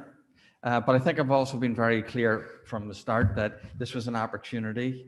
One of the things that the board has asked continually is, what have you learned from COVID and so on? And this is one of the things that the high school staff felt that they've learned, that there's real possibility in this. And actually, I would be surprised if you got the high school staff, any high school staff, to try to go to this type of thing automatically in any other given year. It would take 5 years of preparation and so on and so forth, which is not like a bad thing either.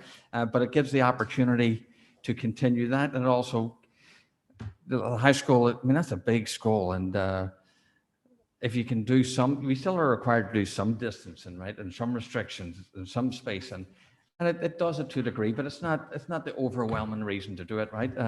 It's there, it's been used as a schedule. It's has had good feedback, actually, and we'd like to explore it in a more normal setting to see if, as kids sort of collaborate more, this is a good opportunity to see, is this something that ultimately we would proceed with down the line? So it's not all just one for one. It really isn't really all for one reason. Is there a cost of it from an educational standpoint? You run out of steam after an hour, or attention span, or anything like that. Was there any downside, I guess, is the question of running that model? Well, I think that the staff is also looking at things like it doesn't have to end up like that, because you could have a hybrid of that, where 2 days a week, for instance, or 1 day a week, you have the 8-period schedule. Just right, you could have the actual schedule as a normal schedule on a different day if you wanted to, so that you have the experience of both experiences, the block and the 1 through 8 type thing. So those are things that over the year, they're not going to go to that schedule, but those are discussions that for future years, if there is a desire to discuss that and go to it, you could do variations of it. I think what you're learning is for students really to get into things, a block schedule provides them the opportunity to do that. Now, in all honesty, you also have to give some professional development for teachers to actually share what you might, because what you do in a 40-minute block is not necessarily what you would do in a 90-minute block. So those things also have to go hand in hand a little bit. Is this permanent? Sorry, the last one. Is this permanent, or is this as part of the COVID mitigation? It's a wee bit of both. I'm combining a wee bit of mitigation of as limited as what it can be, but it's also in all transparency an opportunity to continue this to see is this something that we'd like to recommend as a future as a model. permanent policy. Yes. Okay, great. Thank you. Mrs. Ritchie. Yeah, so we did hear from a handful of people with concerns about the block schedule, but this is something the board has been contemplating for years. I have experience with the block schedule with another child, and it's worked really well at the upper school level. But maybe, Chris, you could just speak to the block schedule and how common it is in high schools and upper schools and how it can be effective. The block schedule is becoming more and more common in secondary school. Did you say more and more? More and more common. Thank you. There's the advantages to it are it does start to acclimate students to more realistic schedule they'll experience post high school. The only time in anyone's life that they experience learning in 45-minute chunks is in middle school and high school. And that is not typically a long enough chunk of time to really get into deep learning. So there are benefits that way. As a former high school principal who lived the transition from the rotating 8-period day to a block schedule, there's also a lot of, I'll call them social and emotional gains, because the pace of the day changes for kids. The transitions in the building are far less. There's less instructional time lost to transitions that happen during the day as well. So there are more benefits than not in my experience, and I would say in empirical educational research as well. Thank you. Mrs. Parent. Thank you. Dr. Adley, you touched a little bit on my question. Will the district be providing, or maybe this is for Mr. Tranberg too, providing PD for the high school faculty? Well, so later on there's a PLC discussion about extending some of that PLC time. We can't take all of the PLC time away from them. So it would be my intention or our intention during that time that the staff have an opportunity to learn together, talk together about how to do this, and also some assistance if they need it. Mr. Maroney. Is the open-end policy the same as the block schedule as well? Is that a COVID-related concern, or is that something that we found has worked and we want to continue that post-COVID? Principal Dunn is here at some point, but basically I would say it's basically the same as the last one. It's a kind of a combination. Actually, the kids rose to the challenge, and I actually firmly believe in when you set our students, all students actually rise to the expectations that you give them, and this has been proven to be something that has worked. It also, as minimal as it may seem, it reduces some of the size of people, the population in the building at any one given time. But that's not the preponderance of the reason it seemed to work, and I would like to explore that again. Mrs. Achman. Unblock, I know this year we didn't have lab sciences, so is there just planning going into how labs, hopefully now that we have a more normal return to school, can fit into that block scheduling? I just want to make sure that. We are having, yes. Thank you. Mrs. Ritchie. Sorry, I don't want to get too much into the meat of the plan. I know it's a lot of okay. work went into it, and I do just, one of the things I'd love to see as we're moving ahead, and we're talking about academic needs and specifically in the secondary level, as we provide students with actionable feedback and academic goals, I'd love to hear more about what format and how we're going to do that, and how do we make sure that who's it going to? Is it going just to the students? Is it going to the parents? And how do we follow up on that? And you don't have to answer any of these questions right now. These are just as I walked through the plan, things that just came up to me. And it's another under special ed, just as we're assessing our goals and IEP goals and objectives, just hopefully, surely we can get a sense of, as we're moving along, I know we're probably having some PPTs still, and are those numbers still going up? Are they flatlined? Where are we in terms of IEPs? Do we have significantly more now than we have in the past? Just trying to get a sense of making sure that we have resources in place that we need. There was a typo, but I'll tell you about it later. And then another question I had was under remote learning. It kind of outlined the circumstances of why someone would be in remote learning. The one sentence that I wasn't really clear on what that meant was, it says the type of instructional delivery is not a choice for families of students required to quarantine and will be assigned by the student's teacher. So that sounds like it might be fluid and different based on each classroom teacher. So just confirming that all of our students are now going to be back in the lunchrooms for all of their lunch periods. Is that correct? Correct. So the plan again tries to get our students with the flexibility that we have as back to as normal a schedule as possible. Great, But thanks. ultimately, the remote learning is not a choice for parents. I did hear a parent saying you wouldn't be sending the kids to school. Well, then there's not going to be a choice of, you're not going to have the option to do remote learning unless we sort of have to say you have to quarantine, right? So that's kind of where we are at the moment. Thank you. I don't see another alternative for quarantining because we've had the experience of remote learning. I think it's only fair to continue that. It just, that sentence made me seem like remote learning is going to have a different definition depending on the teacher. So I guess I would just like to have a clear understanding of. What page is that, Deb? I don't have, page 11, page 11. Thank So I think that it's just, that sentence was a little confusing to me. Okay. So I just wanted to make sure we were clear to parents what's going to happen under the scenario of a student being quarantined or a school can't, like what format is that remote learning going to be in? Okay, that's fine. That's yeah. Thank you, Mrs. Ritchie. Any other further board comments or questions around that?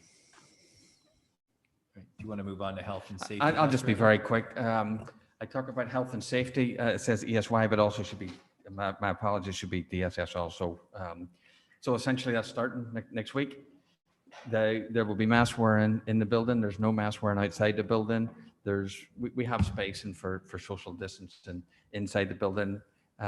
We will be open for parents and so on and so forth. The buildings will be rented out and that type of stuff. So we're trying to make that transition as best we can next week.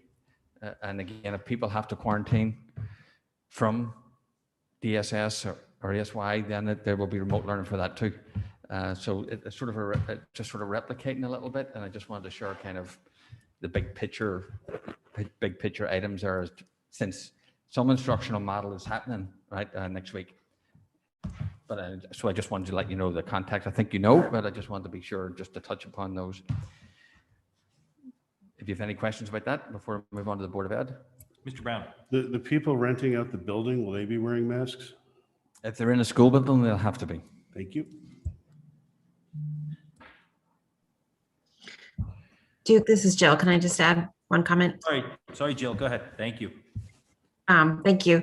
I just wanted to, it doesn't fit exactly neatly within the plan framework, but just wanted to mention communication. There is stakeholder feedback and there is your periodic review process, because we do know that we'll have a couple of things like Deb mentioned earlier. We could be looking at different numbers for special education, for example, also for RBI and other kinds of interventions. So just asking us to be explicit about how we're communicating administration to board, board to community, administration to community, as we look at parameters that may be changing underneath us that we may need to respond to, whether it's financially or as an organization. Thank you. So for special education, we'll come back to the board if and when we feel as if we have to do that. There's money in the budget. There was, I think, 200 in the original budget, and there's money set aside in the ARP here. But if things change, all I can tell you is what I know now, and what we're planning for. And if those variables change, Ms. McCammon, I will certainly come back and share those with the board. I think it would be worthwhile, Dr. Adley and Mrs. Klein, for more of kind of an in-depth update at the next board meeting around how the end of the year played out, around PPTs and services, and just kind of so we can get a feel for, you've spoken about the trend and what you've seen, but I think an update at the next meeting, because then that gives us also time before the start of the school year. If there's anything that you're seeing or trends we're seeing that we want to talk through a little more. Okay, good, thank you. Okay. Is that okay? Are we? So Board of Education meetings, I put this on because the board has been good enough to go along with the policies that we have and modeling what we have for the staff. But this does actually end at the end of the year, or at the end of June, well, June 30th, right? So the requirement around these meetings just ends. So essentially you could go back to having regular meetings. Now, if you look at what's happening on the municipal side, you could do that. Essentially this ends June 30th. Let's leave it at that. However, the implementer bill, to my knowledge, will have currently includes 3 provisions. One would be to do the hybrid stuff that we've kind of been doing. 2 would be to go to what like the Board of Selectmen is doing at the moment, sort of restricted seating and no masks, right? Or you go back to what it was pre-COVID, which essentially is to go back to what, if this expires June 30th, then you go back to normal meetings. That's what I understand is in the implementer bill. I can't be 100% certain that it'll be signed or otherwise, but if it isn't signed or those things are removed at the last minute, by June 30th, the requirements around board meetings no longer apply. So to try to move the discussion forward, I understand we have a modeling for the school buildings. We're still not in a school building, so we have the opportunity to, there's some wriggle room there, and there's an opportunity to go back to the normal meeting. So at this point, I'd be saying go back to the normal meeting unless the board felt differently, and I would understand them feeling that way. But as we turn into July, we have to make a decision of what we want to do as a board in terms of how we want to meet. I would ask that in your saying go back, one option to go back to a regular board meeting, do you also see us continuing to include or have the Zoom option for folks? Well, I think that's a worthwhile discussion, right? What has the board learned through this process? Has that communication been helpful? I think in many ways it has been. So you might want to include this as an option because it seems to work for people. They don't have to come out. And certainly our people will come out if they have to, but. Good. Mrs. Parent. I just wanted to echo that. I think that this has been incredibly successful and has allowed other people that are not normally sitting in the audience to participate and to learn and to listen. And I think that's been very beneficial.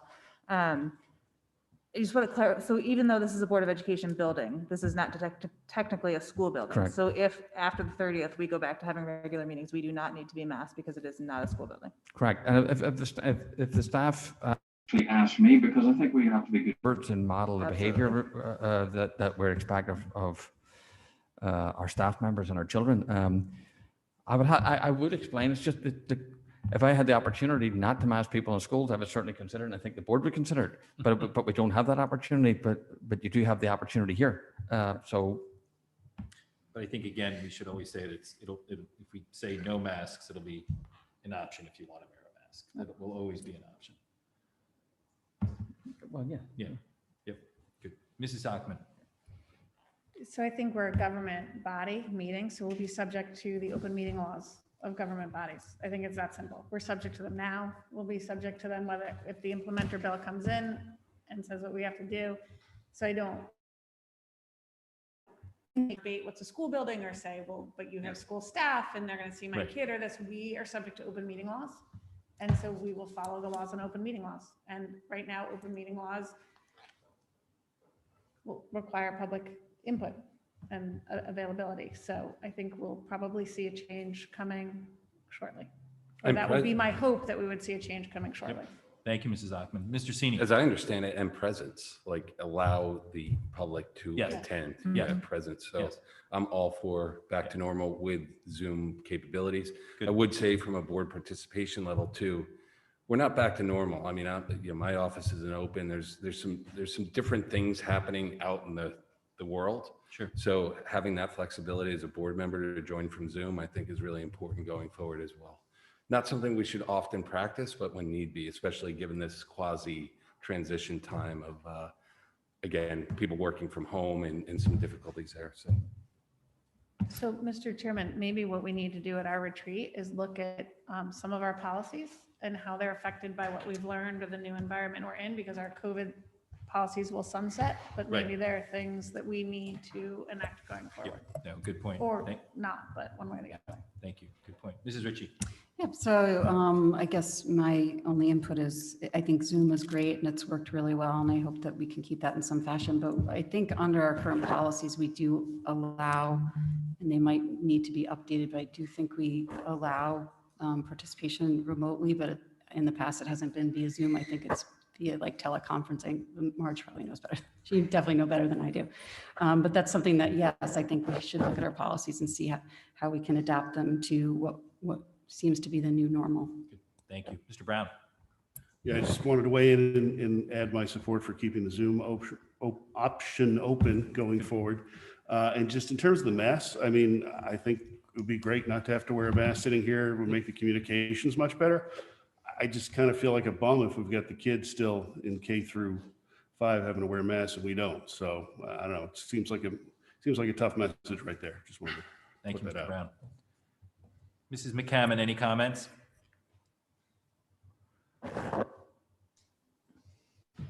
No, I'm comfortable. Thank you. Thank you. Mr. Maroney. And just a question I have thinking about masks. So in the document, it says that there's no mask required outdoors, but masks are required in all indoor, anyone entering a building. So in my recollection, there's only one fall sport that happens indoors and all the rest are outdoors. So girls volleyball happens indoors. So they will have to wear a mask indoors and all other sports will be mask free. That is certainly all other sports outside would be mask free. Yes, anybody who's out right now, anybody who's outside doing anything is mask free. Right. And I would see what the CIC say about we don't have to agree with them, but I certainly would wait to see what they say. Okay. Great, thank you. Do you want to move on to policies? I think Mrs. Ackman did a lovely job summing it up with the policies, to be honest with you. We listed all the policies just for transparency as to the ones that are going to sunset. My suggestion with your understanding and permission is just let them sunset. You have an understanding of the way I'm going to operate summer school, right? So with that understanding, and then Ms. Ackman suggested even the summer here, I'd be happy to bring back those ones that we think we have to reinstitute. Would that be okay with people? Yeah, I think if the policy committee could do some work potentially and organize those policies that have anything to do around our meetings and participations and Zooms so that we could have that discussion at the retreat and resolve that. I can pass the message. I don't know. I don't. Steve and I can pass along the message. I'm sure she would say absolutely. Yeah, good. All right. Thank you. All right, good.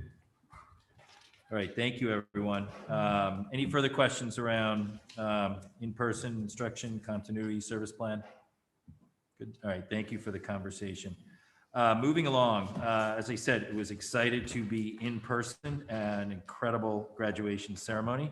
So we've got Ms. Emanuelson, a report on high school college acceptances and awards, profile in high school class, and post-high school plans. In the interest of a long agenda, but this is very exciting information. Ms. Emanuelson, if you could keep it at a high level. Everyone has the data, and I'm sure this is data people love to look through. So I'd love to hear some high-level remarks, open it up to some board questions. But thank you for all the work in compiling this information. It's impressive. Thank you, my pleasure. And I will do my very best to keep it brief, but also to honor all the hard work, particularly of our students. And if you'll indulge me in a few opening remarks that I think are important. So I'm so proud to be here to share the plans of our graduating class, the amazing and resilient class of 2021. Do I have screen sharing privileges? I'll go ahead and try and share my screen. Okay. Yes, that's good, Megan. Yes, that's good. Thank you. Perfect.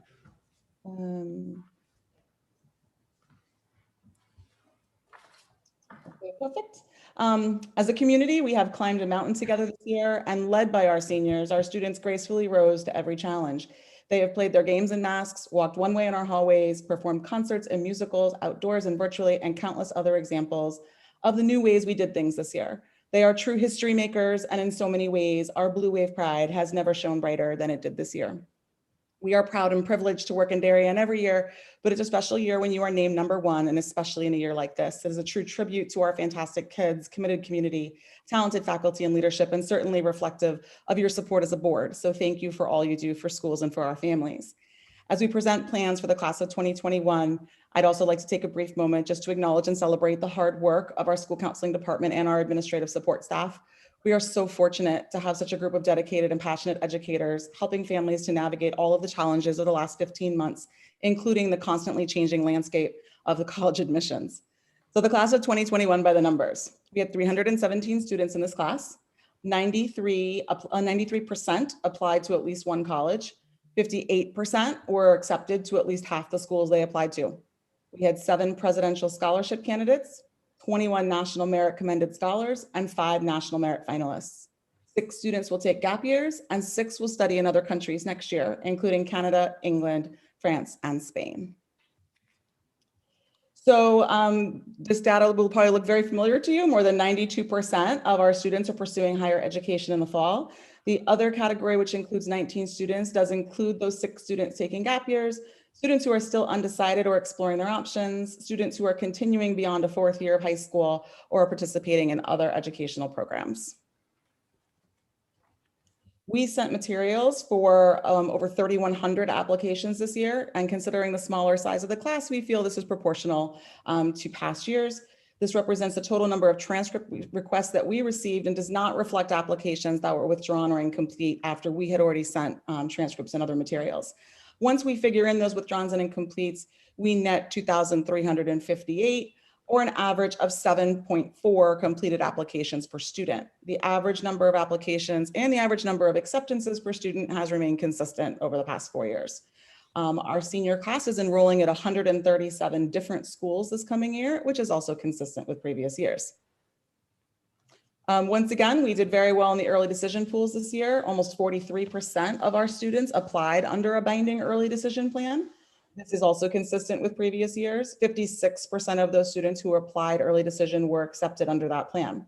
Overall, everything has remained fairly consistent, as you can see from year to year. You will notice that the total number of ED applications, 150, versus the number of students applying, 135, is different.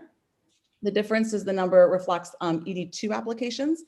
ED2 is a binding decision plan that is later, usually in January, designed to capture students who did not already commit to an early decision in the fall. In some cases, a student may have been deferred or denied by their ED1 school and submitted an ED2 application. This is our most applications this year, and also looking at the 4-year trend. There are no huge changes or surprises here. College of Charleston, Richmond, Northeastern made the list, but they are always popular schools with our students, and so this information has also remained pretty consistent. Same thing with the most attended, very little fluctuation from year to year, no big surprises. You also have a list of school with highest and lowest percentage of acceptances. Each year we look at the schools with the more selective rates of acceptance. For this year, 13 out of the 18 schools on the most selective list, our acceptance rates were actually higher than the national average. And even when comparing national acceptance rates, the sample size is very small. It's important to remember that. If we see anything surprising, we always do some outreach with those schools to learn a little bit more about the admissions profile so that we can better advise families, and we continue to work to develop a relationship with all schools, but particularly the schools where perhaps we're not doing as well as we would hope.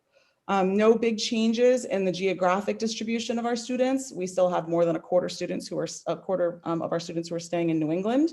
And as I mentioned, 6 students who are also going abroad. In our state schools, we saw a slight increase in the percentage of state applications, about a 0.5 percentage point increase over last year. This percentage is reflected as completed applications.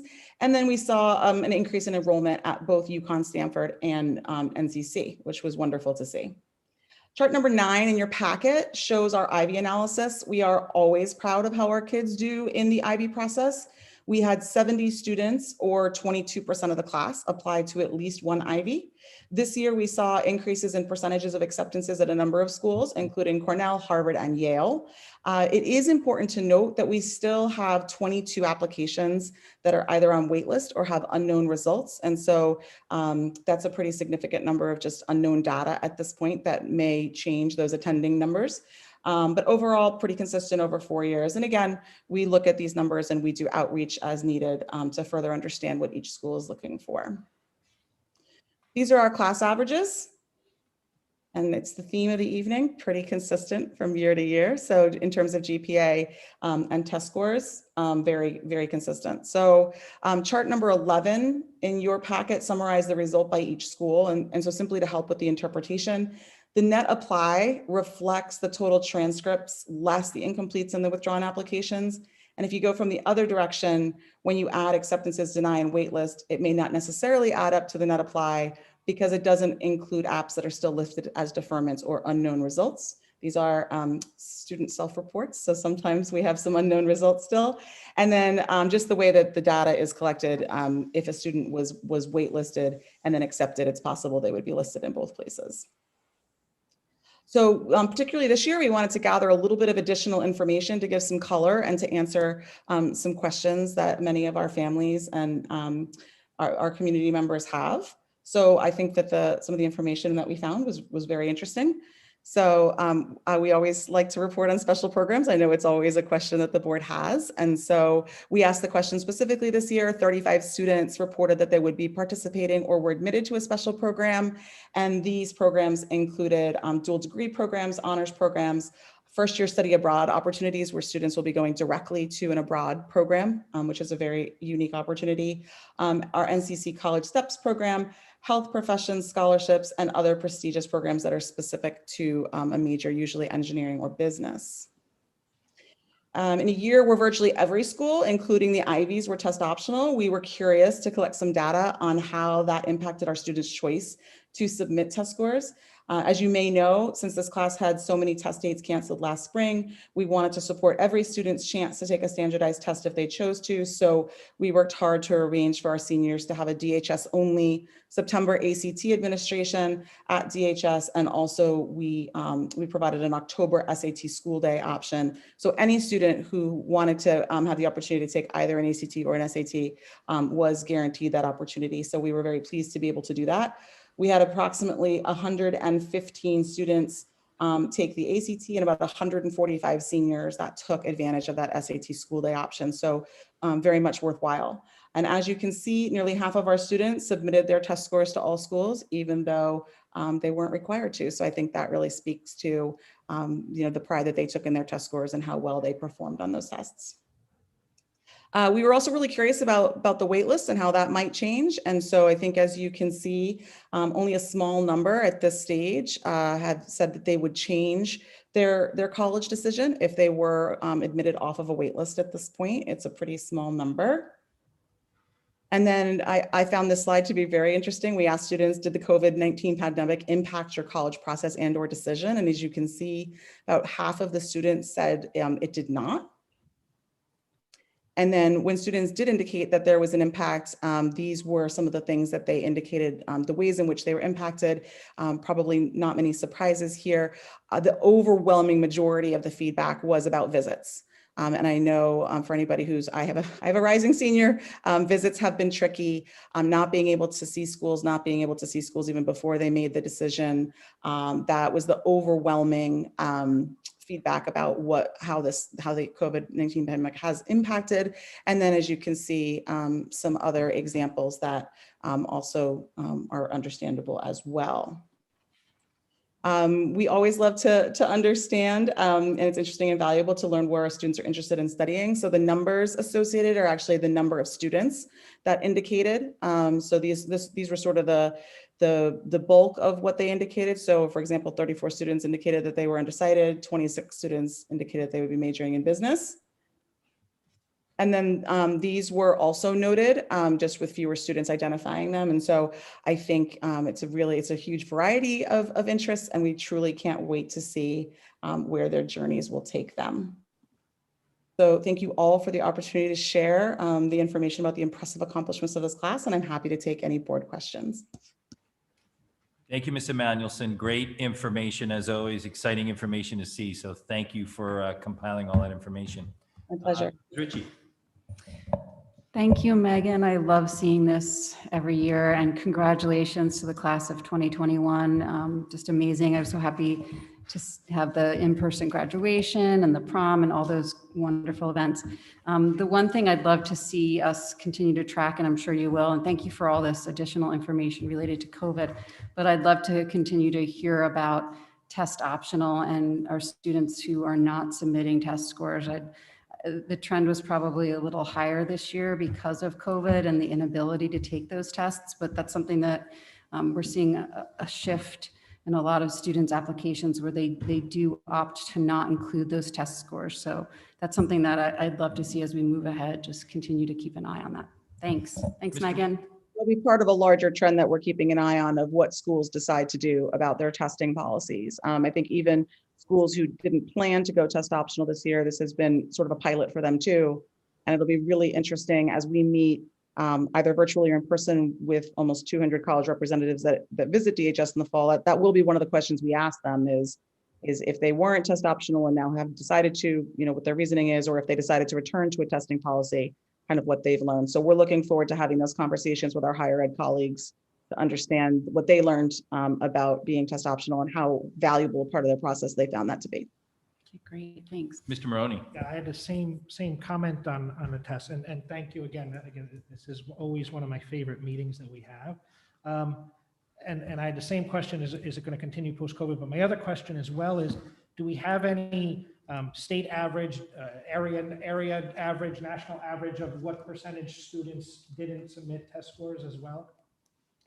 I have not seen that data, but it's certainly an interesting question to see, as on a statewide or a national level. I do think, again, we were incredibly fortunate to be able to have the school community and district support to be able to offer those testing opportunities. And so I think our students had testing opportunities that perhaps other areas did not have, but I'm certainly happy to see if that data becomes available. Mrs. Auckland. I just wanted to say thank you to the guidance department. I know how hard they pushed to try and make sure that students had ACT and SAT opportunities during a very stressful spring, summer, and then this fall. So kudos to you guys, whether schools take them or not, kids had the option. And I was glad Darien Public Schools were able to provide that to the children who were interested, because I know people were traveling all over to different states because they didn't think. So thank you very much. Thank you. Thank you, Mrs. Auckland. Mr. Sini. Perhaps you could comment on, I think I backed into the number 23 or 24 students that aren't going in the four-year college, two-year college, or the college prep school. I realize it's a small sample set and data series of individuals, but can you give us some color, if you have a sense of some are going to technical colleges or technical schools or education or some sort of career school? Yeah, so I think on one of the slides, it actually has the numbers of students. Are you referring strictly to like those 19 students of the other? Yeah, maybe my math is off, but we have 293 going to in the slide, in the summary information slide, the class of 2021. Correct. 293 are going to four-year, two-year in college prep school. So I just backed out the 3 minus 293, basically. I'm wondering where they're headed. Yep. So we have a few students that are heading to employment. We have a student who's joining the military. We certainly have some students, and this is no surprise this year, that have been a small handful of kids that have applied to schools, but are really still trying to decide if pursuing education is what they want to do this year. They have some other opportunities, either employment or some travel opportunities. So there's a small handful of those. We do have a student attending a career education technical school. And then there are, again, a few students who are continuing beyond 4 years with us. Awesome. Thank you. You're welcome. Mrs. Parent. Thank you, Megan. Thank you for all of this. This is fascinating, fascinating stuff. I just have a question. One of our favorite questions around the table is, what have you learned from COVID? And I'm curious what you think will change in the college counseling world going forward. What will stay? What will leave? What have you learned that you could be doing better? What's your overall experience then? My gosh, I feel like we could talk about that for a really long time, and I'm so looking forward to our Augusties with my team to really digest and process that, because I'm not quite sure we've really had a chance to fully process to the extent that we would like, all of the very important and rich questions that you just asked. I think what we have said day in and day out, and I think we've heard it from you, we've heard it from our staff, is I think we've learned what kids can do and how kids can rise to occasions, and the adaptability and the resiliency and the flexibility of our students. And to be able to sit here and report and say that this year looks very similar to past years for our students, and that our data is extremely similar to past years for our students, I think more than anything is a testament to our kids and their commitment to kind of staying the course and to pursuing their interests and their dreams, certainly the support of their families, the staff and the faculty and the counselors and the administration, how everybody was just committed to keeping these kids on track to get to where they wanted to be. And so I think, to start the conversation, probably a much longer conversation, I've learned what we can do together. I've learned how powerful it is when everyone just does what's best for kids, and has faith in kids and says to kids, what do you need and how can we help you? And so I absolutely am looking forward to a full process with my team. And we're looking forward to, again, meeting virtually in person with all of our higher ed colleagues to digest that as well, because I think everyone's just been on the fly trying to make it happen and haven't had full opportunity to have those discussions to the extent that we would, but they're important conversations and I look forward to them.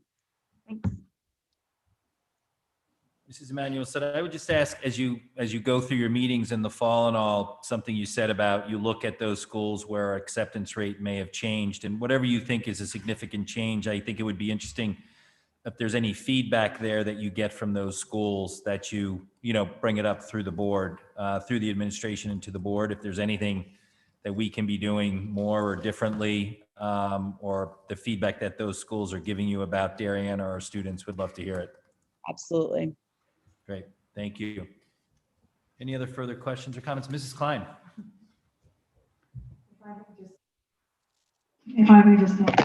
If I may add three things. One, I know we look each year of other opportunities for some of our students with learning differences. And in addition to the NCC program that Megan just referenced, many of our students have opportunities to be in transition programs both in state and out of state. So we're excited for their successes also.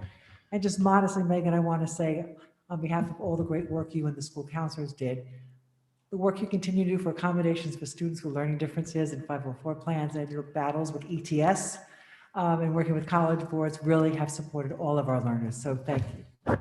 My pleasure, Shirley. I love to fight with the college board. And you do great.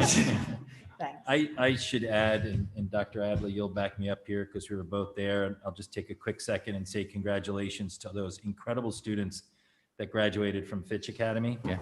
There was an incredible group of students. There was a graduation up at Weed Beach. It was a perfect morning. It was a packed house.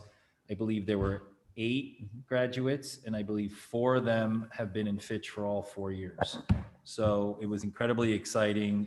The parents and family are incredibly appreciative of our ongoing support of that program. And it was just something amazing to see those students participate in that. It was. And I will say that I've been redundant here, but we have a phenomenal guidance department and with phenomenal leadership that speaks for itself. Yeah, great. Thank you. Any other questions, further questions around this? All right, again, great data. Thank you, Mrs. Emanuelson. Appreciate it. Always great to hear from you. Thank you. Thank you all so much. Moving on, further presentations and discussions. Vision of the graduate, further discussion and vote. Dr. Adley and Mrs. Dunn. So we're glad to bring this again to the board. Thank you for your support of the vision of the graduate. Actually, to everybody who contributed to this, which is to me is a terrific document. I would put this against any vision of the graduate across the state. We did have, I think, one request to clarify the positively influence in our community and our world and what we meant by students being able to be advocates for social justice. So I will let Mrs. Dunn speak to that or anything else she wants to say about the vision of the graduate, but it's here for the board's consideration for adoption. Good evening, everybody. I'd like to thank Megan for that wonderful report as well.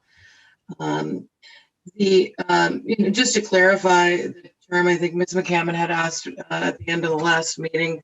I think it's written and it's in the spirit of the entire document, in that we would ask our students to lead and advocate on behalf of others, in terms of equity and inclusion of all members of their community.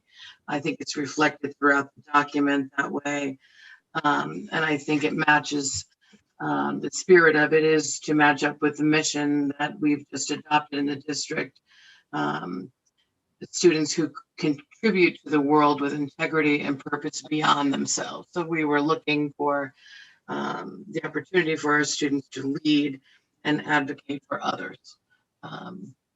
The spirit in which it was presented. Thank you, Mrs. Dunn. We'll open it up for board questions or comments.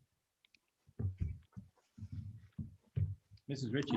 I'm just confused. I thought the subcommittee was going to be finalizing this in the fall, or this is the final document that we're approving this tonight. No, this is it. This is Okay, and my notes, I don't know why I had that in my notes, but I did. Okay.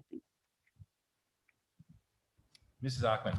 I would just make a motion, if there's no comments, a motion to approve the vision of the graduate as stated in the document dated today, whoever has today's date. Thank you. Mr. Brown. I actually have a question. Sure.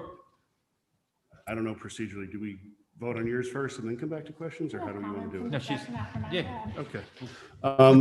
Quick question. So just, I think there was the term used in there, social justice, and there's also the term equity. And I guess Principal Dunn, the question to you, what are the definitions of those two terms as you view them?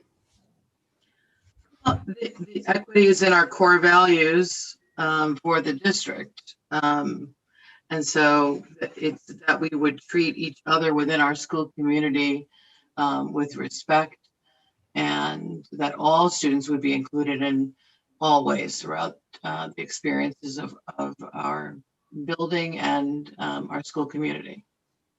But so I get the gist of it, but what is the definition of those words seems to be what the question was. If you don't have it, that's fine. I'm just trying to understand, when somebody says the word social justice to you, what does that mean to you?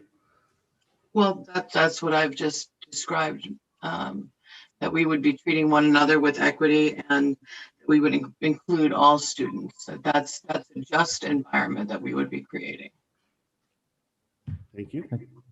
I think in the spirit, if I may, just through the strategic plan, for me, it's really sort of advocating for fairness for all students, and supporting students' rights and supporting their access to participation, and their equity, which is really meaning not letting any differences get in the way. And the differences could be race, it could be sexual orientation, it could be disability, it could be any of those things.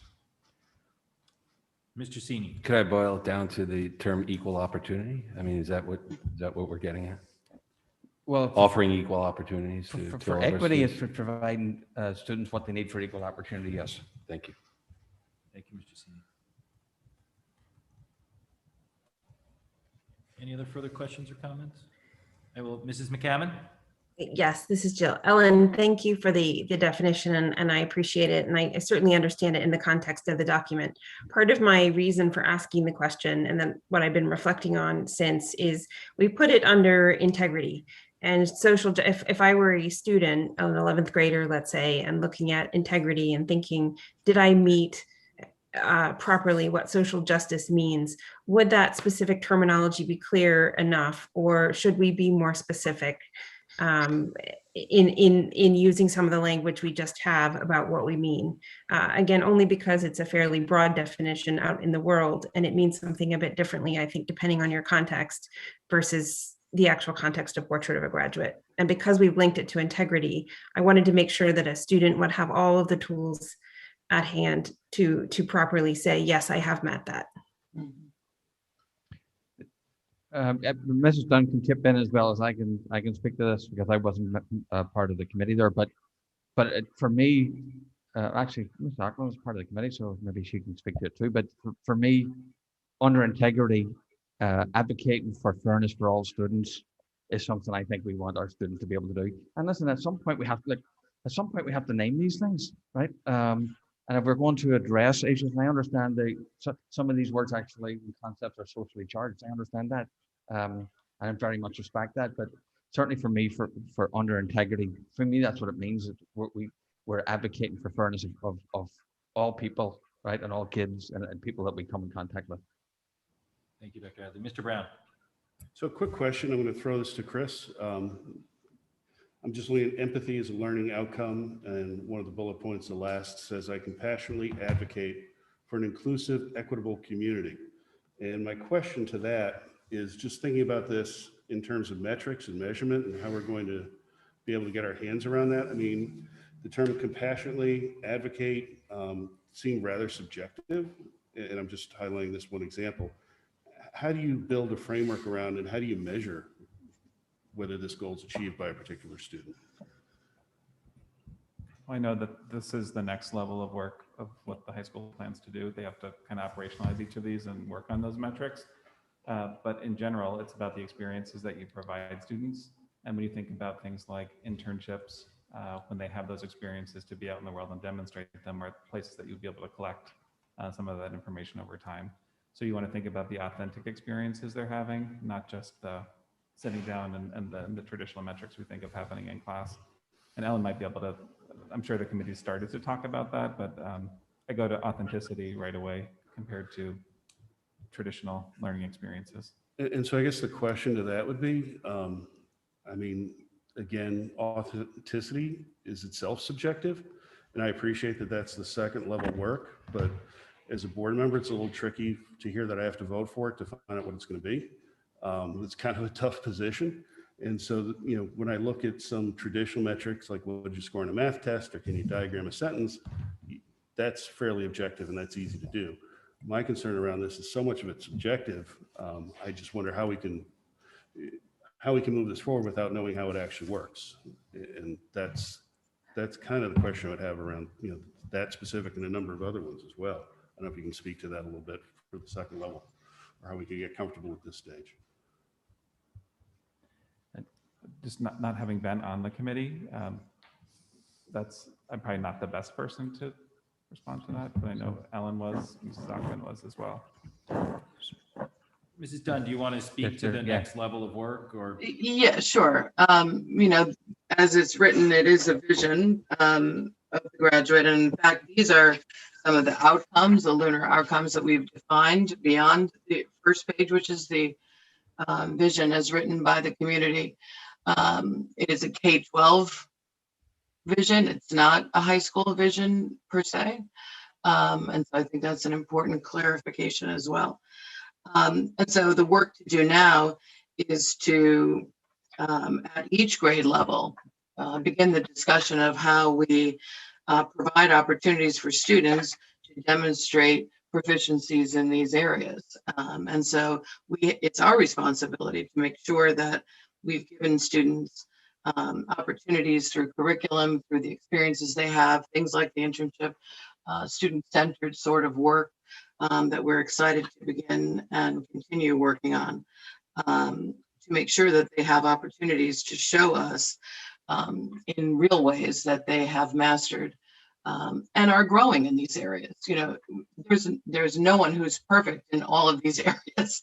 No human being probably who's able to show that they do all of these things all the time. So as a vision, it's written to set goals for all of us as a school community in all grade levels, all the way from kindergarten through K-12, so that we can hold our school accountable as well for, I think, what are some very, very important qualities in the person that we will graduate. So, Mr. Deneen, if I Yes, may. Mrs. Ogden. And I don't want to leave Dennis out because he did work. In fact, I think, correct me if I'm wrong, all those categories at the top seemed set when I came in. So Dennis, you might be able to speak to them. But from my observation on the committee, a vision of the graduate did take into account some of the more subjective things. We have test scores. We know what an A means. We know what a B means. A vision of a graduate was going beyond that And so I think, Mr. Brown, you correctly identify that some of these things are more subjective and measurable in new and different ways. And I also think that we're preparing students for both a subjective and objective world. And so there are going to be some skills that are not A, B, C, or D. And there was a lot of talk on the committee and in the focus groups that we've done a great job preparing students academically. Are we doing as good of a job preparing them for a little more of those esoteric things? So I don't know if Dennis has something to add to that, but that was the, kind of my reporting back on some of the more subjective nature of the things we see up there. Mr. Maroney, anything to add? Yeah, not to really add much more. I think Mrs. Ockman summed it up quite well, but our thought was just a lot of the focus and feedback from the original discussions were just about how do you become a good citizen of the world? And that was a big part of it. Yet we can do students, and Mr. Brown, that's easy to understand. It's how do you become a good citizen of the world? And that's a bigger, complex discussion. And I think Mrs. Dunn went through it, is that this is the vision, and then, and I appreciate Mr. Brown's point, but we do have to have the vision and then you backfill from there. You can't have everything all done at once. So I understand his point, and I think he has a valid point, but I think we have to trust the process and say, this is where we want to be, and then how do we get there is to be determined. So I think good. Go ahead, Dr. Yeah, it is a good question, Mr. Brown, and these topics tend to be the most difficult, even from years gone by, whenever high schools had to do sort of civic goals and aspirations. One of the good things is that we're going to hear in a moment that this new NASC accreditation process, which is a new process, will actually require the district, I can tell you right now, it's going to require the district to do metrics for this, and it's going to require them to do, as part of the self-study, identify how they're going to do that. So certainly it's not unusual the stage they're in. In fact, a lot of schools, their recommendation will be develop a vision of the graduate. I would speculate that Ellen will be leading the faculty through that self-study process to actually identify some of these measures, and the NAC accreditation will hold them responsible for doing that. Good. Anything further, Mr. Brown? So I think, no, all good points and all good conversation. I think what we want to do is move forward the work that's been done to lay out the vision of the graduate, knowing there's more work and more reporting that will come back to the board. I think everyone understands, the board is very interested in seeing metrics and progress. So I think, Alan, with your update on the NEA-SC, that might help us too. But I think a lot of good work's gone into this. And I think, my thought immediately, I think with some of the stuff you said, Mr. Tranberg, is, understanding what these kids are doing in terms of volunteerism and different things like that through the community. There's a great partnership with the Depot and other organizations. So I think that plays into some of these categories as to how they build themselves as a good citizen, so to speak. Make sense? Yeah. Okay. So there's a motion. Yep. Oh, all right. Mrs. Ockman made the motion. Second by Mrs. Ritchie. So we'll move forward with the vision of the graduate. All those in favor? That is everyone. Jill, are you taking notes? She's in favor. Got it. Well, it's not unanimous. Mr. Brown, Mr. Maroney, are you? Okay. You mean against and abstaining? Yeah, against or abstaining, Mr. Brown? Voting no? Okay, thank you, Mr. Brown. So Jill, Mr. Brown is voting no? Okay, thank you all for the conversation and the good questions. So Dr. Adley, we'll move right into the high school NEASC accreditation process. I think Mr. Melissa's Kate is going to speak to this issue, but this is a wee update in terms of the accreditation process. What does that look like? It's a new process. It's new standards that they're using versus 10 years ago. I think it was like 2012 they were last here. Recommendations that were made at that time included things like solidifying the curriculum, providing opportunities for teachers for greater professional development opportunities. Those were a couple of things that came out of it, the 21st century learning expectations to define those. But it's basically a decennial report, but I'll let Kate and Ellen speak to the new standards and what we might expect in 2014. Thank you. I'm going to ask Kate to take us through the slides. Our last visit was 2012. The next visit will be in 2024. So we're actually 12 years, not technically decennial this time, but COVID and actually NEASC was delaying many of the schools before COVID because of the revision of their own standards. So we will see their official visit in 2024, but we begin preparing in the fall. So take it away, Kate. Thank you. So yes, Dr. Adley, we are preparing for our NEASC accreditation visits. NEASC is the New England Association of Schools and Colleges. And if we can move to the next slide, as you referenced, we have NEASC has provided us with 5 standards. They used to have 7 and they've streamlined down to 5. Those 5 are student learning, learning culture, professional practices, learning support, and learning resources.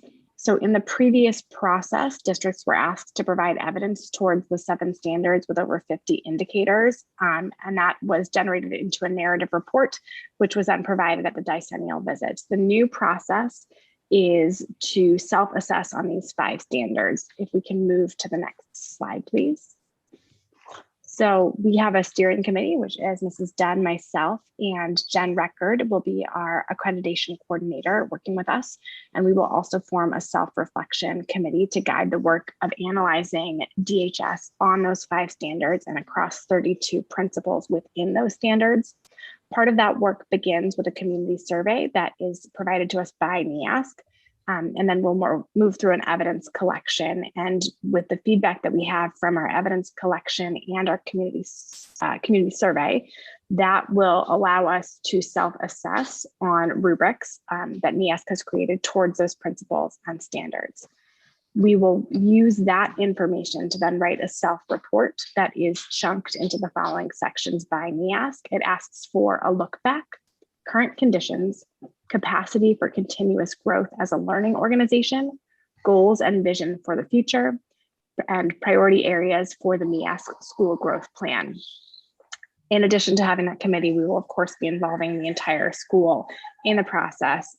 And there is a requirement, of course, that the entire faculty vote to approve the report prior to sharing it with our NEASC visit. Ahead of the decennial visit, which Mrs. Dunn mentioned will be in 2024, we will first have what's called the collaborative conference visit. So at that point, we will share our self-study, our self-reflection with a smaller team that comes for a shorter period of time. And as a result of that collaborative conference, we will generate goals for ourselves, and that will lead to our school growth plan. So if we move to the next slide, you can see a timeline for this work. You'll see 2 possible timelines, and that's because while we know that our decennial visit is in 2024, we have not yet been provided by NEASC whether that will be in the spring or the fall. In either case, we will undertake the self-study during the next school year. It will determine whether we're in the fall-winter period or the winter-spring based on when our decennial visit actually takes place. So we'll move through that self-study and then into a collaborative conference. From that, we'll have our school growth plan, which we will implement between a year to 18 months. And then we will move back into self-reflection to write a summary report, which will then be evaluated by NEASC at the decennial visit.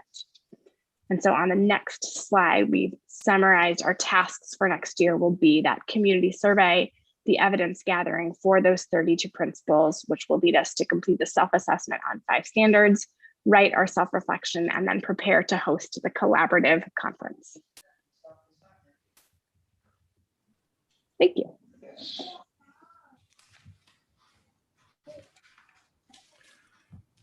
So I will open it up for any board questions or comments. Mrs. Ackman. Just, were there specific takeaways from the 2012 study that we either know to review or judge ourselves on how we've done for the upcoming survey? Certainly, I just did the review of the 2012, and certainly things that I would point to that were in there as recommendations to address were solidifying the curriculum. And I think the district has, in that 10-year period, has really done an excellent job of solidifying the curriculum as the foundation of the experiences for the kids. providing professional development opportunities for staff. I don't think our staff is in any way not being supported in the professional learning opportunities, so those were good. There was talk about the whole 21st century learning skills. I would ask Alan maybe to talk about that, but the whole NIAS went in the last 10 years have gone through a whole transition away from those standards. So it was sort of working on both tracks, so to speak. Alan, I would need to just know exactly that particular one, that the 21st century learning standards, where that started and where that ended. But those were a couple of the main ones that I can point to, just even seeing from a distance that those have been addressed. Thank you. Anything you wanted to add, Mrs. Dunn? I was just going to say that, you know, some of the expectations that were set for there was actually a revision to the standards before the last visit. And some of those have now really become outdated. And so some of the commentary was on, for example, school-wide rubrics of each of the 21st century learning goals. School-wide rubrics were kind of an experiment that NIASC and the world tried, and we found rather difficult, in fact, to apply to every, for example, to apply writing a school-wide rubric to every assignment in every discipline. And so that was some of the feedback we actually gave to them through the process, that this was not something that was easily applicable to our high school and the work that we were doing. And so many of those things have, as Alan said, have changed, and the whole process has been revamped so as not to invade a school for a 3-year period. I mean, the traditional visits and the traditional self-study was very cumbersome, and sometimes took schools through the paces and areas that really weren't necessary. So I really appreciate, for example, we had a whole report the last time on the facility. We had just built a beautiful state-of-the-art facility. And so to put all those teachers through the work of evaluating the heating system for the building was rather ridiculous. So I think what they've done now is streamlined for us to sit, look at the standards and define what we would like to work on, much of which will probably be exactly what we've talked about this evening, which is defining the vision of the graduate in our work K-12 and implementing the strategic plan. So we'll be able to define those things for ourselves and then be evaluated on the work we do on those things. And I think it's a much improved process. Very good. I'm good. Any other questions, Mrs. Ritchie? Just a general question. So in preparation, the last time, did we see the same amount of time needed in terms of professional, the PLC days? So are we mirroring what we did in the past in order to prepare for the accreditation? Yeah, I think if I look back on, I've had 3 NIAS visits in my time during high school. And I think that, we used almost all PD for more than 2 years. And we will not need to do that. We want to protect our PD time. And I think that what we've requested for next year with the PLC mornings will be sufficient to get us ready to do the self-study. This by any stretch of imagination that is significantly less than previous NSC accreditation visits. Good. All right. Thank you. Thank you, Mrs. Dunn. Thank you, Mr. Moulis. Yeah. Thank you. Thank you, Alan. Thank you, Kate. Okay, so we'll move on to further discussion and possible action on proposed dates and times for high school professional learning communities for 2021-2022 school year. Dr. Adley. So we're proposing the board take action on this. This is moving this to sort of 7 PLC days to 10 PLC days. Essentially, you get an extra 9 to 9.5 hours of work, which actually accomplishes the work we're just talking about. So we just can't take all the PLC days because we gotta continue the learning and the experience, the professional learning experiences that the teachers are having as well. But this is a way to minimize the disruption, but yet give the staff a reasonable amount of time to do it.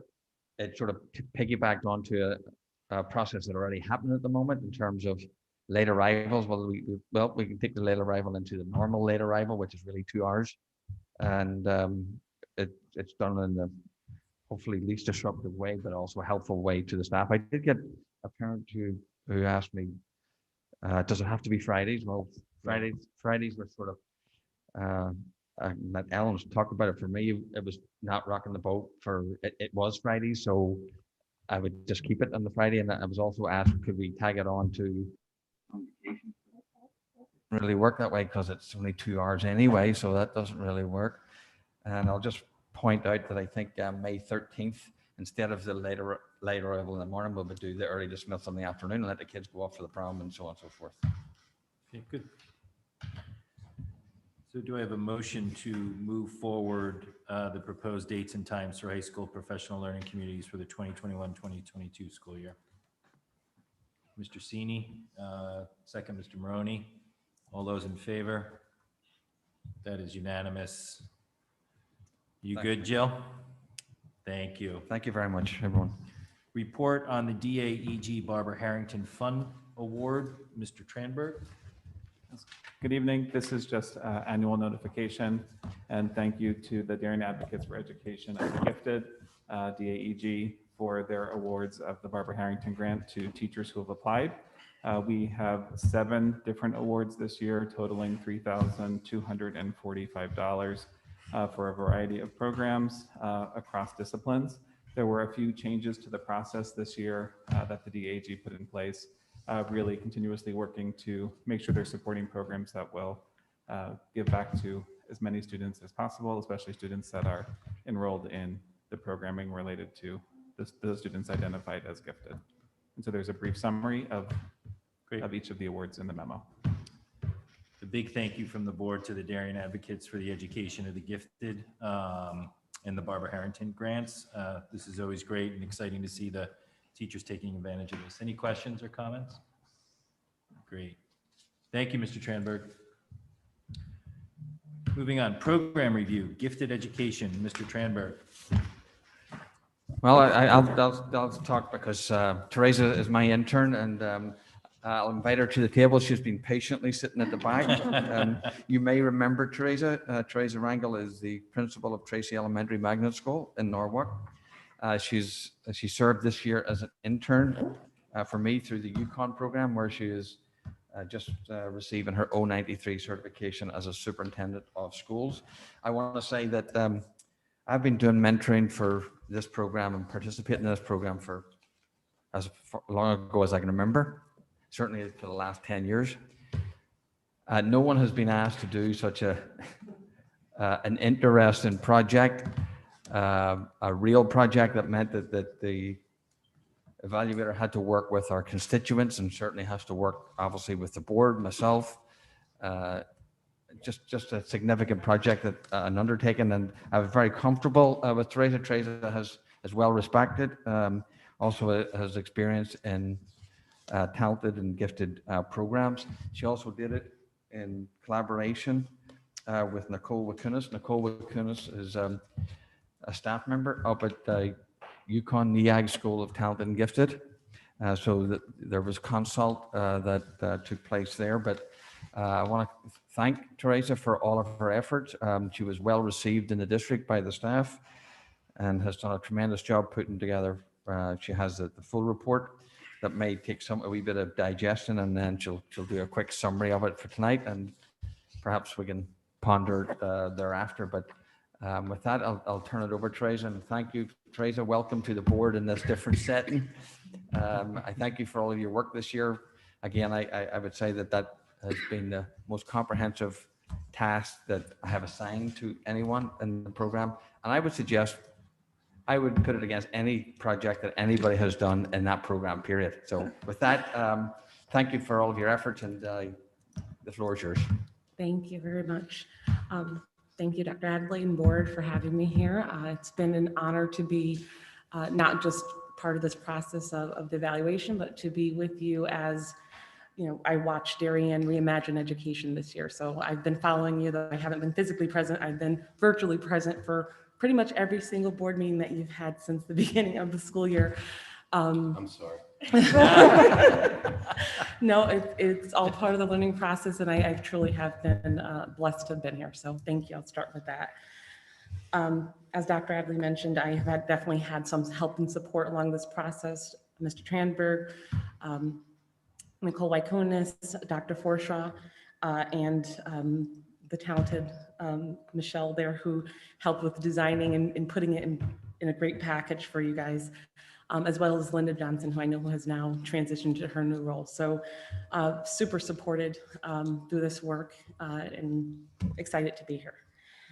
So although you have a detailed report, I'm going to try to do as high level, if you will, of that and try to be succinct, which is not an easy task for me. So in order to keep me behaved, I have my notes, I will follow.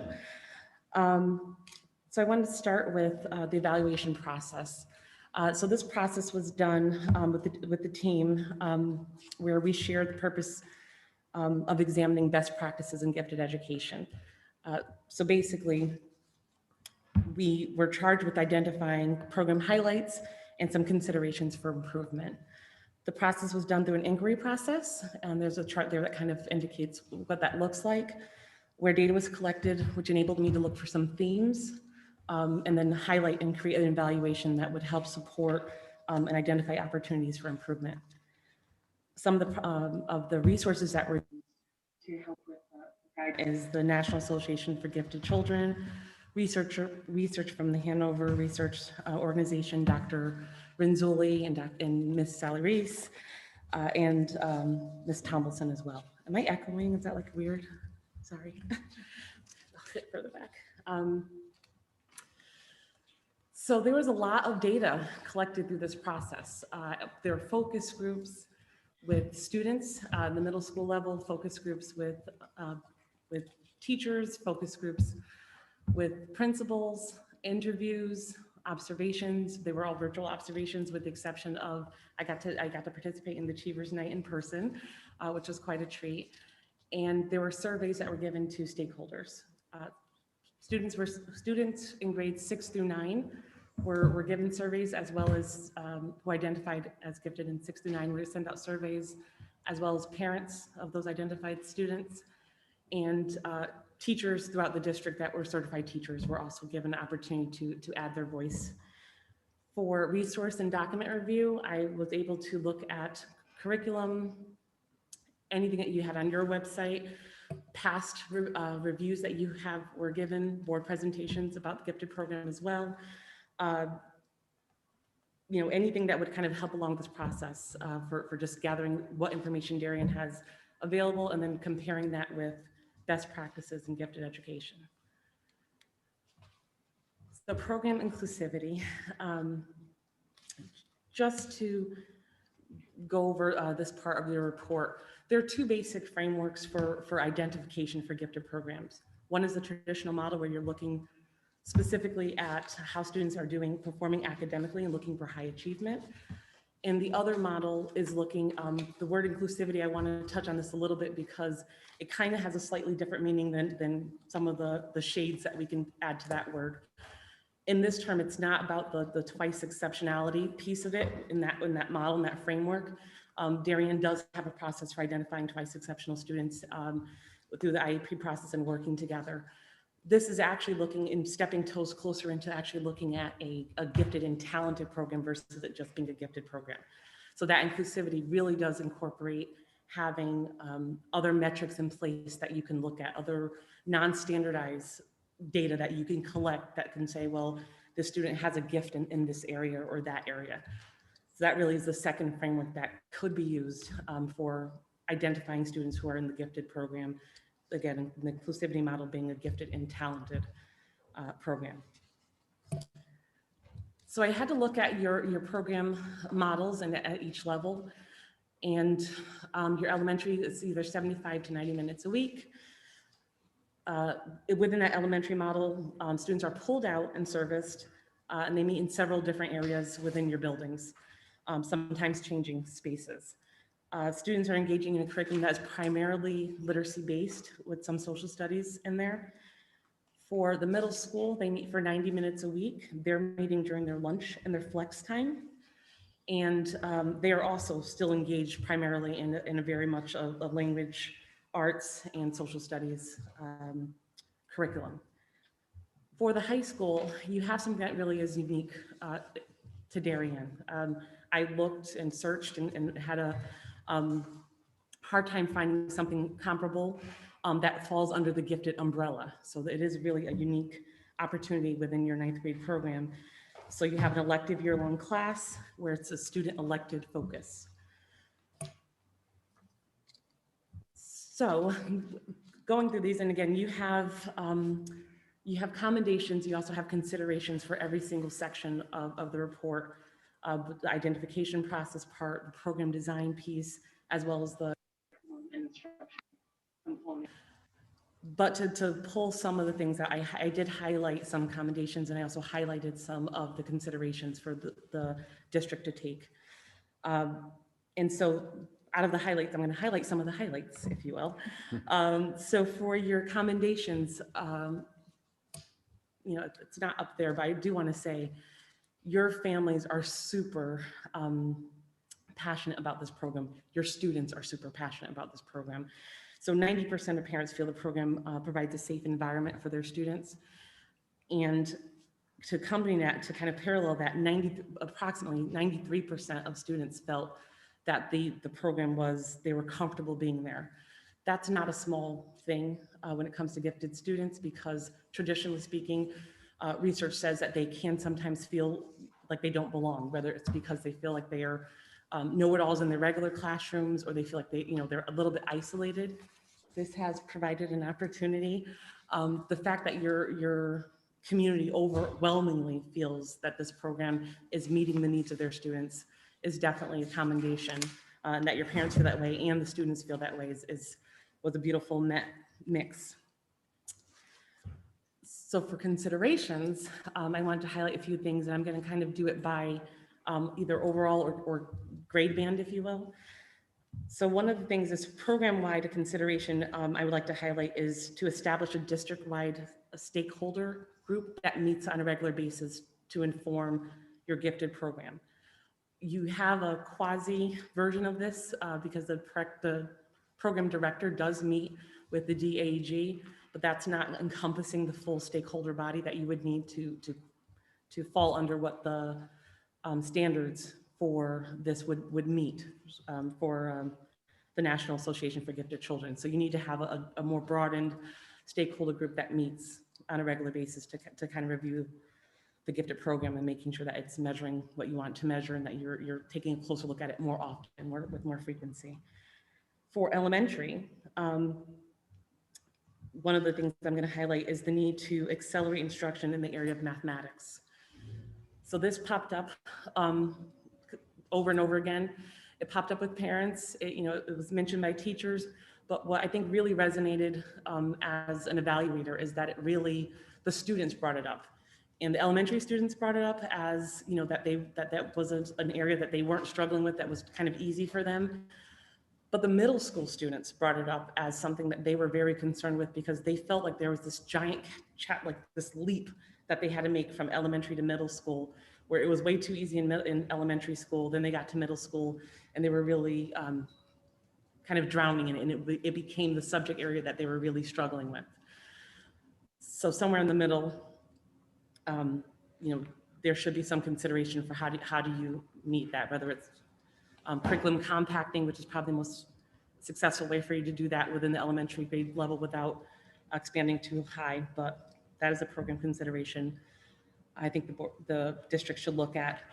Another thing that popped up is this feeling that students other than just the identified students for gifted needed opportunities for enrichment. That was also something that resounded clearly with your stakeholders. They also wanted to see other subjects in place. So they wanted to see more science. They wanted to see, if by the time you added all the things that the kids wanted to see more of and that the teachers wanted to see more of, you'd have to create a completely different gifted program. And to be honest with you, your parents, your students love the program as it is. So you can meet those needs by actually creating more of an enrichment opportunity for all students. And I think that you also have an opportunity to mine then for talents and students that are not necessarily identified. Middle school, the the consideration is to schedule, to accommodate for full periods of gifted education learning.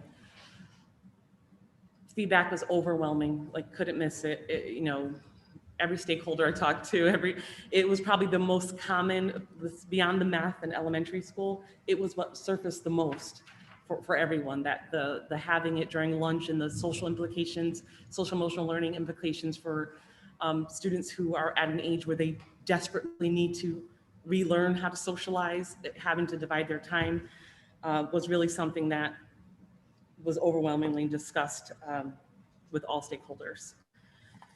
And so your high school achievers program, I touched on this slightly before, is really a unique opportunity. It really can be something that the district highlights as something, a state best practice. To get there, a consideration is to make sure that it's robust, that there's checks and balances, that there's measures. It's buried within the report and under the considerations under the high school though. It also, says that perhaps you can have a component where students are, they're already working with the mentor, but that if they have a component where there's a service learning piece to it, where they're connecting, because another thing that popped up for high school students is they wanted this to somehow reflect on their transcripts so they can actually use this on their college applications. A good way to do that is, obviously some service learning hours, some community service hours, so that they're not just doing it for themselves, but there does need to be a global component to that. Part of one of the standards for gifted students is that they're operating outside of just themselves, right? That you're contributing, that you're giving back, which also does nicely align with the district's new strategic plan and what the goals that you now have set for yourself as a district. So, without talking too fast, hopefully I wasn't talking too fast. Open for questions, discussions. So thank you first of all. Sorry, Mr. Chairman. Thank you first of all. I just remind the board that we haven't got the opportunity to. The comprehensive report has recommendations, accommodations for each section that will require a wee bit of pondering, because there are other ones that Theresa hasn't pointed out. But with that, Mr. Chairman, it's all yours. Great. Theresa, thank you for the incredible amount of work and for the presentation. And thank you for being here this evening. So I'll open it up for some board questions or comments. Mrs. Barron. Thank you. This was amazing. Thank you for the thoroughness, the detail level. I have stars, arrows, underlines. I love it. It's amazing. Curious going forward to you guys, what's the next steps? There are some really, really great things that we could be doing. How, when? So the next steps for us, certainly administratively, but certainly like the board's take, right, and thoughts about it. But we would have the same process to ponder over the summer. What are the recommendations under each section? So for instance, there's recommendations here about elementary having dedicated spaces. Well, we know that we can deal with that because we sort of are through the building project. But there's other ones here that we have to ponder and what do they mean and do we agree with it? If not, we have to have a discussion here. If we do, how do we go about strategizing and addressing the recommendations essentially, and that would come through programmatic, come through the budget. That's kind of what we would have to do. Good. Thank you, Mrs. Ritchie. Thank you, Theresa. I mean, this for me is very exciting. Some of us on the board have been hoping for this for a while, and incredible amount of work and detail in this, and some of what I read in here is things that I experienced as a parent, and I'm excited to see how we can bring it to the next step. There's definitely, and I'm sure individual board members have different views on the information here, but there's things in here that I'm very passionate about and I'd like to see us put into practice. And specifically it's the mathematics, the elementary level, and eliminating the lunch component at the middle school, and maybe making achievers something that everyone in the state can look to and then try to emulate, because I think it has the ability to become a program that's robust and we won't have significant drop off from 8th to 9th grade. There's going to be more passion and ownership in that 9th grade program. And that's, I think, if we want to have a 9th grade program, that's what we would like to see. And I just appreciate your work and everybody that has helped you with this project.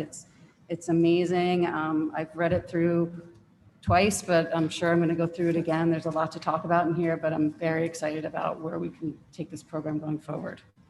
Thank you, Mrs. Ritchie. Mrs. Achman?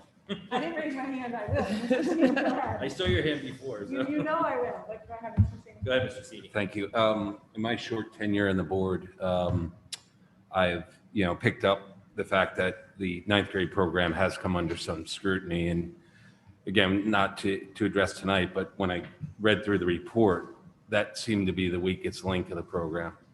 And maybe, if you have any initial comments, Alan, I welcome them, but I think longer term, I'd like to see, the justification for going forth with the ninth grade program, given the amount of options that the high school offers in terms of honors classes, AP classes and beyond. So again, you don't have to go too deep tonight, but if you have any initial thoughts based on her. No, because obviously along the way, we've been getting updates and so on and so forth. And I think the reality of that program, the way it's described objectively by Theresa, is that if we're going to commit to it, it needs to be rigorous, and we need to think it through.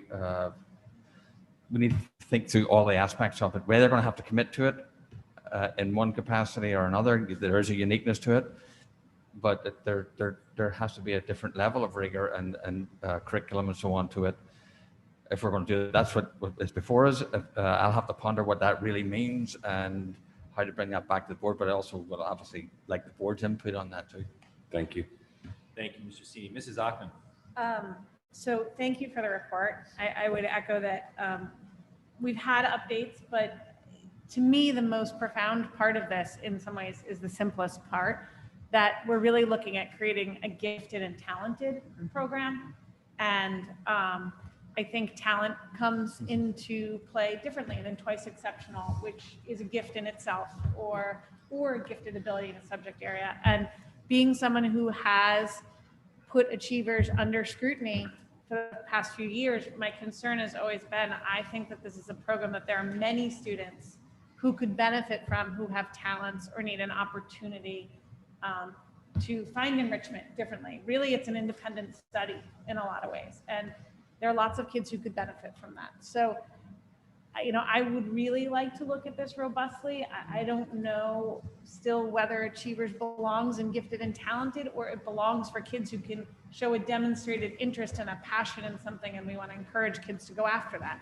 I think that there's a lot of good there. And so this is really the first step in kind of recreating a framework for the program of gifted and talented. And thank you, because I think we have struggled to put words to it, and you did so very succinctly and very nicely. And that also speaks to the talent of our teachers, that kids and families are so happy with it. But I think, this report really gives us something to work with, and I appreciate that. The lunch at Middlesex has come up year after year after year. It's time, if we're having a new rotating schedule, maybe this is the perfect time to figure out how we can change that for kids. Does Achievers fall under gifted and talent, or does Achievers fall under passionate students, right? Like, that's what we're looking to embrace. So Theresa, thank you for organizing our thoughts. I love when people have underlined and arrowed and are excited about things, but I think this is a great first step, and I would love some recommendations prior to budget season, because I think sometimes when people feel that something they care about comes down to just dollars, the wrong impression or concern can come up. And I have not seen anyone on this board that doesn't care about students having opportunities for enrichment. We just want to make sure that we are doing the best we can by all students. So I'd love recommendations prior to budget season, and thank you very much. Thank you, Mrs. Achman. Mrs. Parent. Thank you. One of the other things that stuck out to me plainly was the idea of differentiation, and there was a need or desire from students, teachers, parents across the board for more differentiation in the gen ed classroom. Is that something that you guys have thought about for next year? Is that planned in next year's PD, or is that something that would be another year out? Yes, it's already planned, and it's also in goal 1 of the board strategic plan. So it's just coming in. It's good to see consistency, and helps make us certain that the goal is the right goal to have in the strategic plan. Great, thank you. Thank you, Mrs. Parent. Mrs. McCammon. Theresa, thank you for the research and the consolidation. I was curious as you were looking through, I know in your conclusions, you're balancing sort of programmatic solutions and I guess what we use is the third use of the word inclusive, which would be included in the classroom. Can you talk about it looks like you're asking for a bit of a balance, a little bit of pull out and a little bit of just differentiation within the classroom. But can you just roll up for us what your research recommends? And I'm particularly talking about the elementary school level. Thank you. So there's, in all honesty, there's nothing wrong with a pull-out model or a model where you're pushing in, right? There, research says that, meta-analysis says that there are different, levels of appropriateness or effective rates, right, for either of those.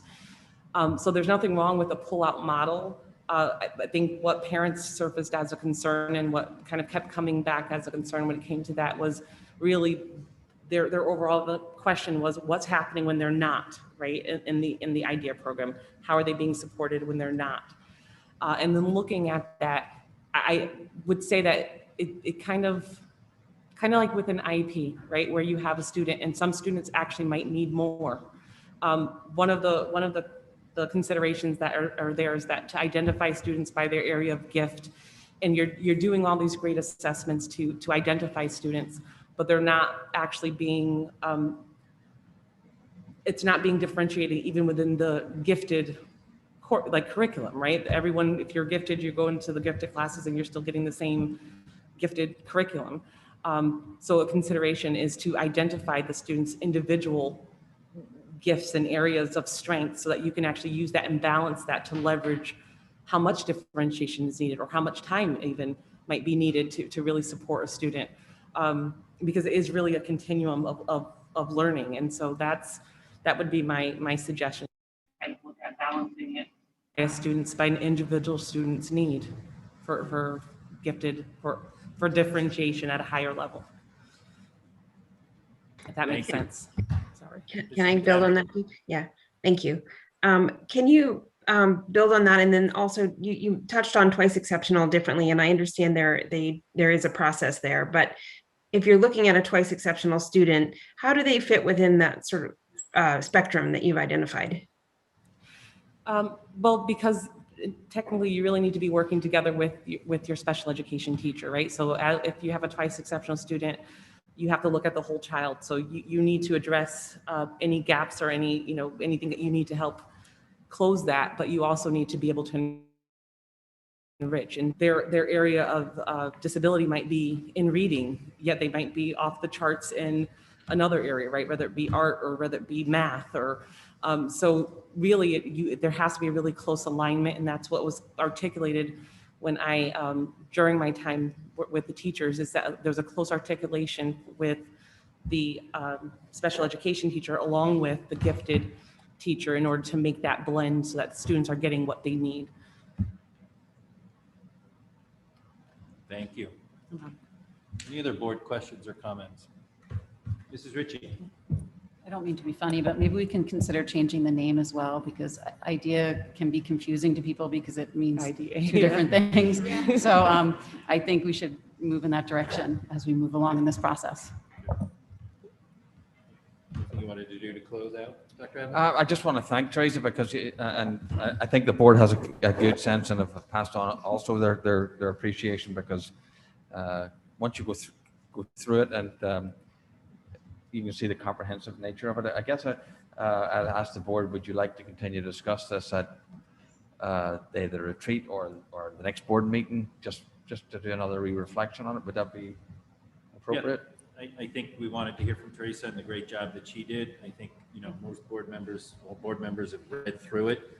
I think organized some of their questions. I think the administration has heard some feedback from us, but I would keep it on the agenda so we could continue to discuss it, because I think there's some action items, and also start to hear what it looks like from a budget perspective as we go into the fall. Okay. Thank you. Good. Theresa, right here, end of the meeting. Congratulations on on finishing up the program and also taking on this. This is not an easy task to take on with all the aspects associated with gifted education. And I thank you for it because it's going to be helpful to the kids especially. So thank you so much. No, thank you. And I just want, in closing, I just want to say that I know that nothing crawls under people's skin more than having a stranger come into your home and, you know, pull everything up and check and see. And I have to tell you, every single stakeholder group that I worked with, students, parents, gifted teachers, administration, was warm, welcoming, honest. It really made what was a large task, a very easy task to do when you're in a place where people are really just very kind and willing to really stand for the best interests of kids. So congratulations on having such an amazing team and families that support you. So thank you very much. They made this a much easier process than it could have been otherwise. So thank you. Well, thank you for those. Thank you for the kind words. Thank you. Have a good evening. Thank you. Moving along, Dr. Adley, update annual progress report on goals and objectives 2020, 2021. So with your understanding, I'm not going to spend too much time on this. You see the way it's formatted. We sort of build upon each of the particular seasons, December, March, and June.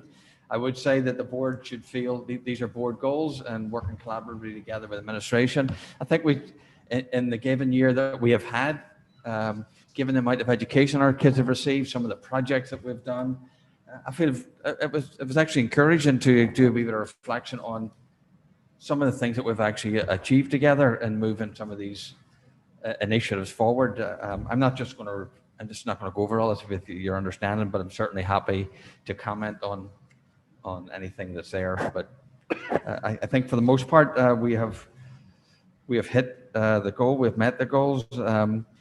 Some of the time frames have fluctuated given the COVID and so on, but collaboratively we've got there and done some good work. Any board questions or comments? Good. Mr. Sini. Is there any area that you felt because of COVID, you felt a bit short relative to where you thought we could have been? Because of COVID,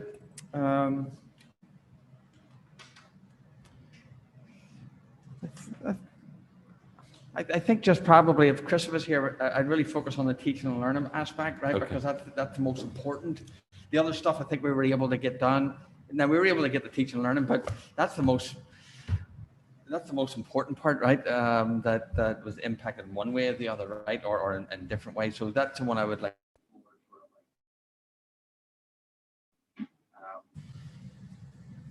Yeah, it's just it's the most important thing that we all do in the classroom instruction. The rest of it, you know, we got to a good point in the buses, I guess, right? No, still see, you know. So all of those things sort of took place regardless. The facilities was easy. I shouldn't say easy, right. But it was a check mark. Right. So we're able to complete those. It's always the teaching and learning for me is why we're here. And I think we should feel very good about what we did do. And again, the main thing that contributed towards that is having the kids in school. So the more we had the kids in school, the better off we were, basically. Mrs. Ritchie.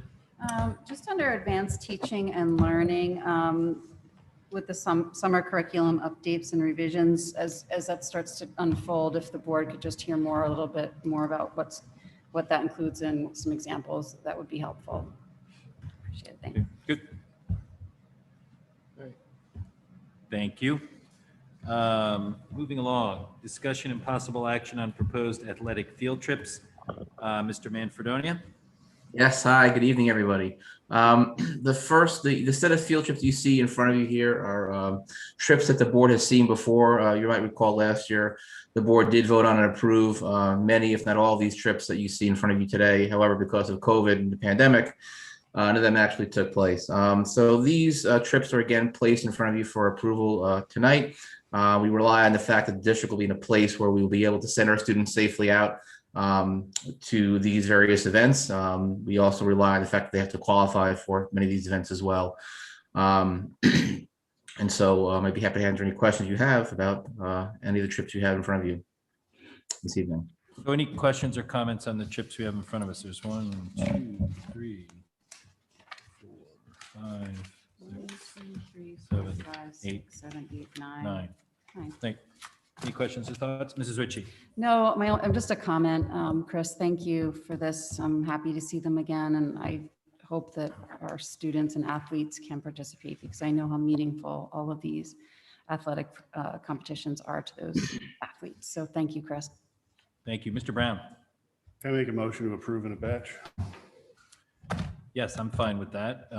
Motion to move forward with the 9 trips as presented by Mr. Manfredonia, second by Mr. Sini. All those in favor? That is unanimous. Thank you. Thank you, Mr. very much. Manfredonia. Yeah, so the second agenda item here for athletics involves the I think we're good.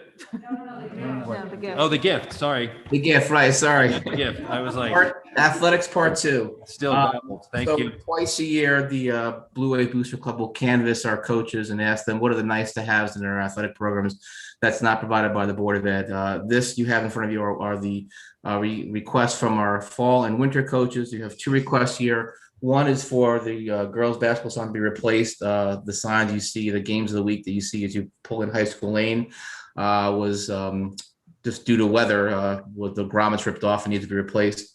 The second request you have here is from the football team, a flip sled, which is a sled that actually helps with proper tackling technique and allows our athletes to use a sled versus using each other to perform that skill. You'll see in the probably late fall, early winter, the spring requests, which you remember seeing last year. So the requests you see here in front of you for the fall and the winter teams. Thank you, Mr. Manfredonia. Questions or comments from the board? Okay.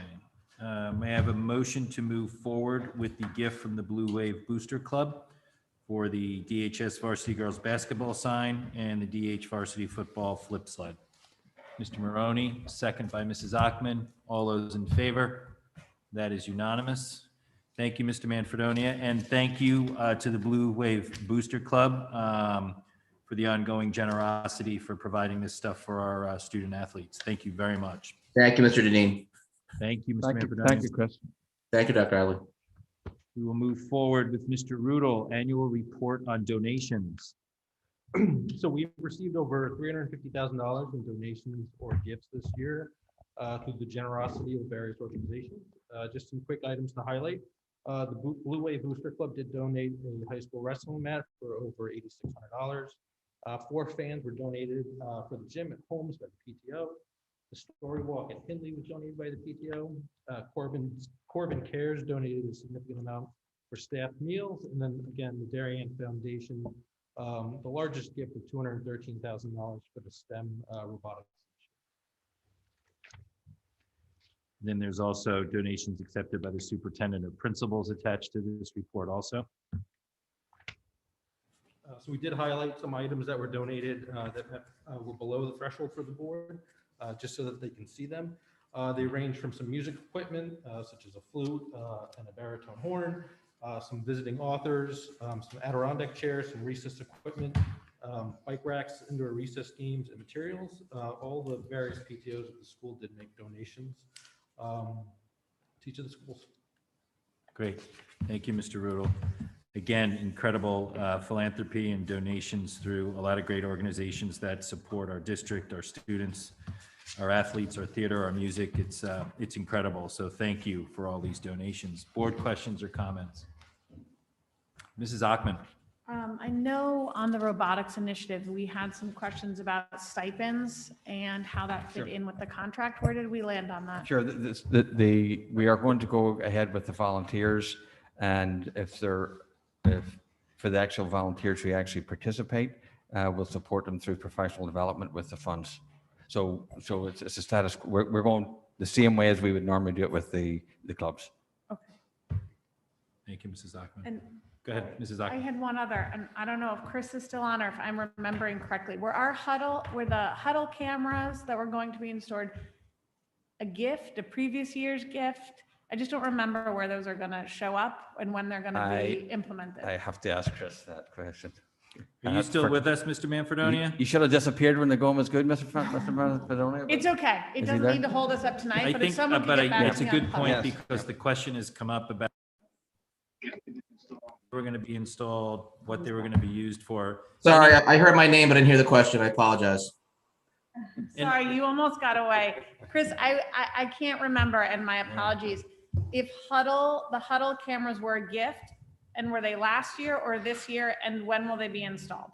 So the Huddle camera is not a gift. There's one installed in the gymnasium that we used quite a bit this past fall, winter, and spring for volleyball and basketball. The camera in the stadium was not installed this spring.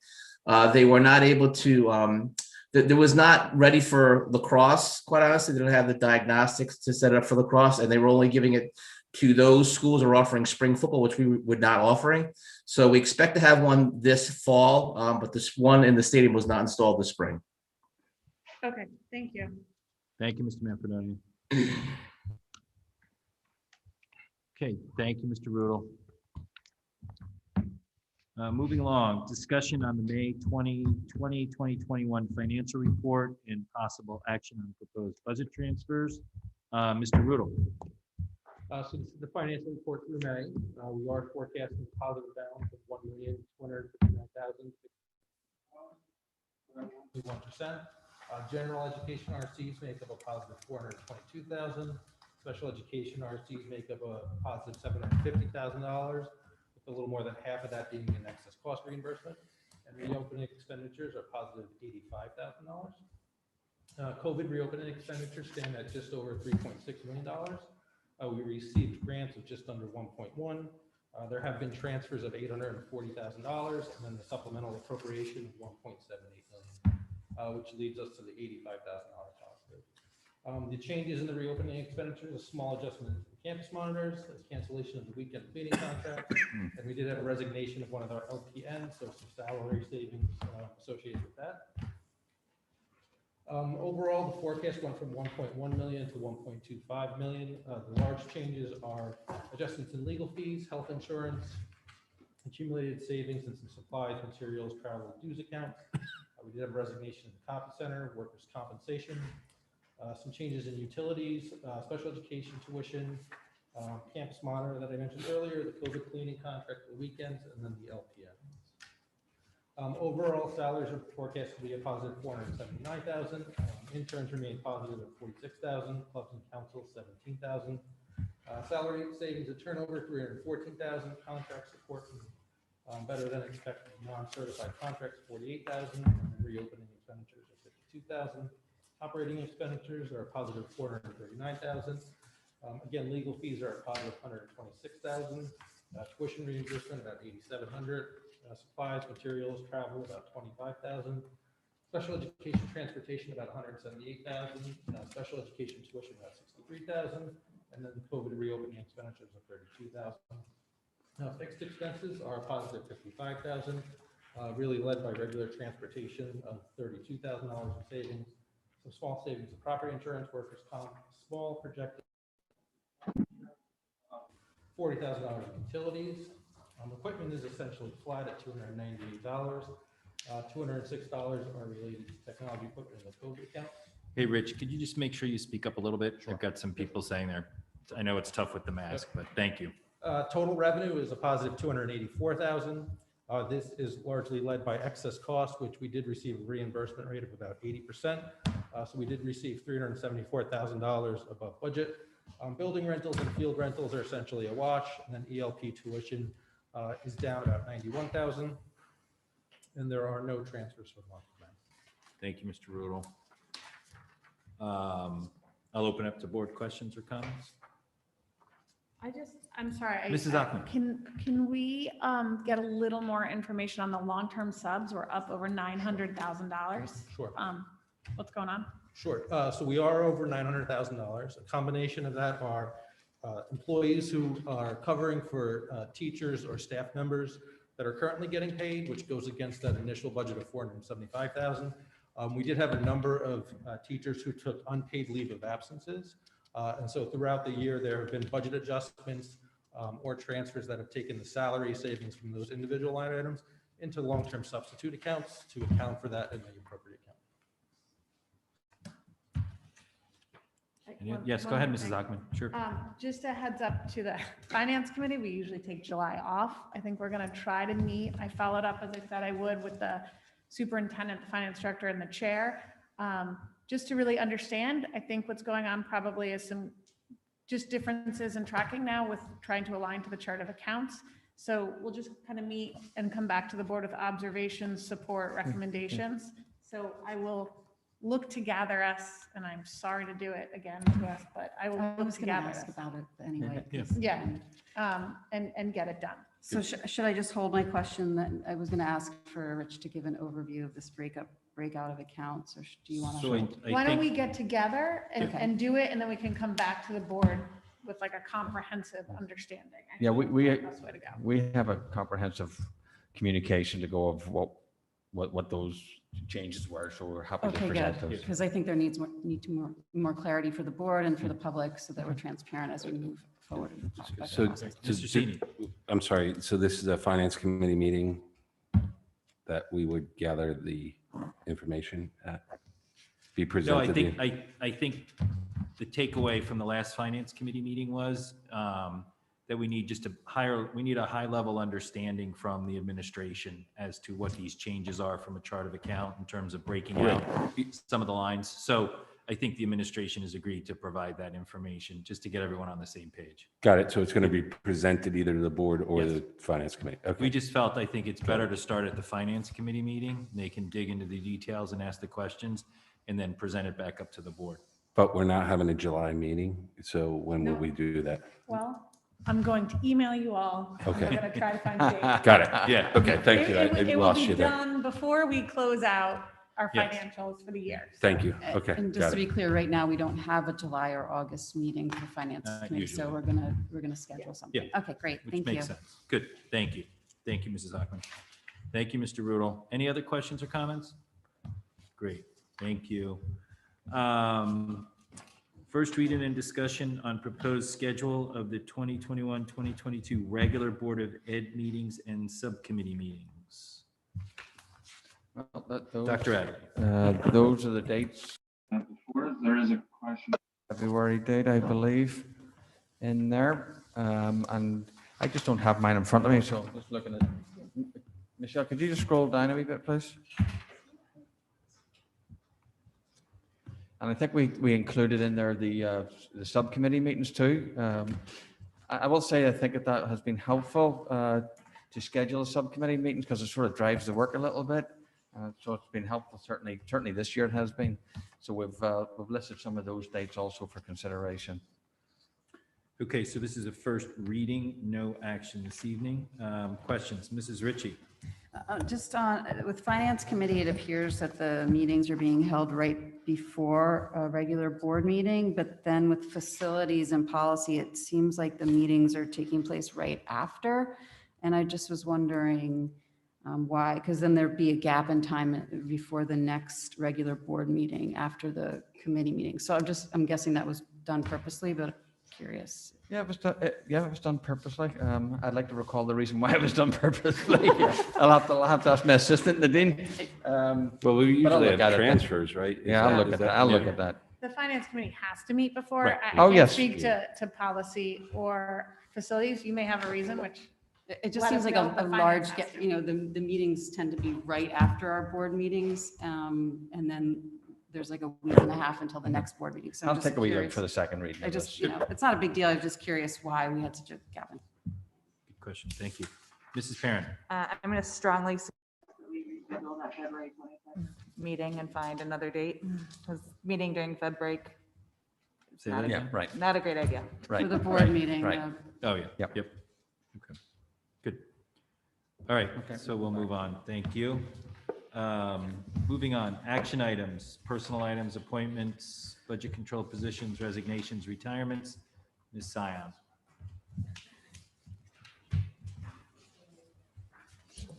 I think maybe I'll defer to Mr. Rudel about budget control.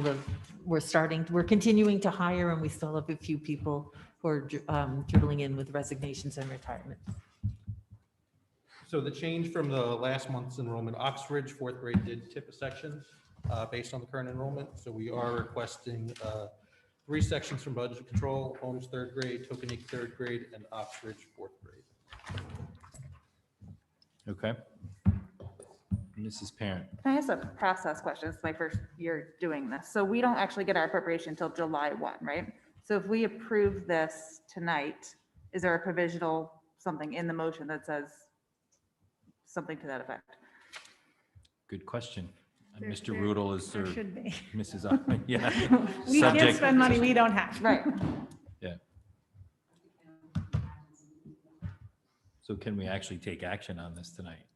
Subject to the well- appropriation July 1st. Mrs. Achman. So my question would really be, it's highly unusual for the board too. I guess my question would be to Mrs. Sion, what does that do to your hiring?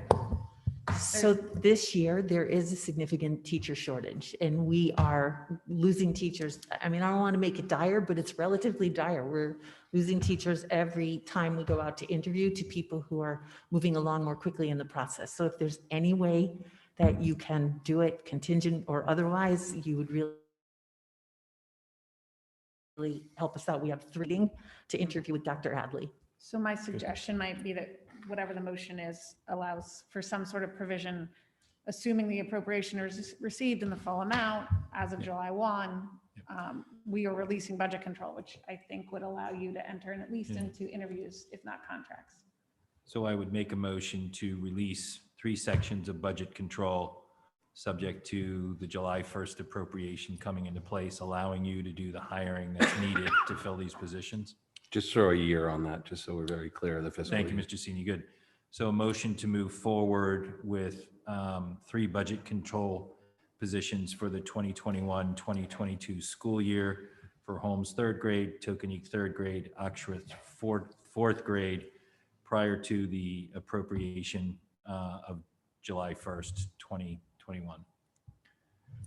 Mrs. Ritchie? Just a process comment. I mean, typically so it's a little bit of cart before the horse. Typically, we set our sections in July, and we don't release budget control until we know exactly how many sections.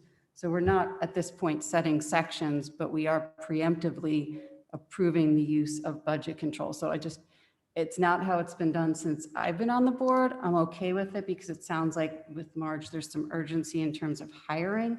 But I just wanted to make note of the fact that we haven't set sections and now and I, of course, want to use budget control and I'm in favor of that, but it's not how the process has been in the past. So I just want to make note of that. Mrs. Achman? Yeah, so I would second that, and I think we need to be careful of our language in the memo that we're offsetting. Like, I think right now we say that we're offsetting a section between Royal and Hindley. Well, that Hindley section is only 1 person away from breaking. I don't think we can offset until we actually set.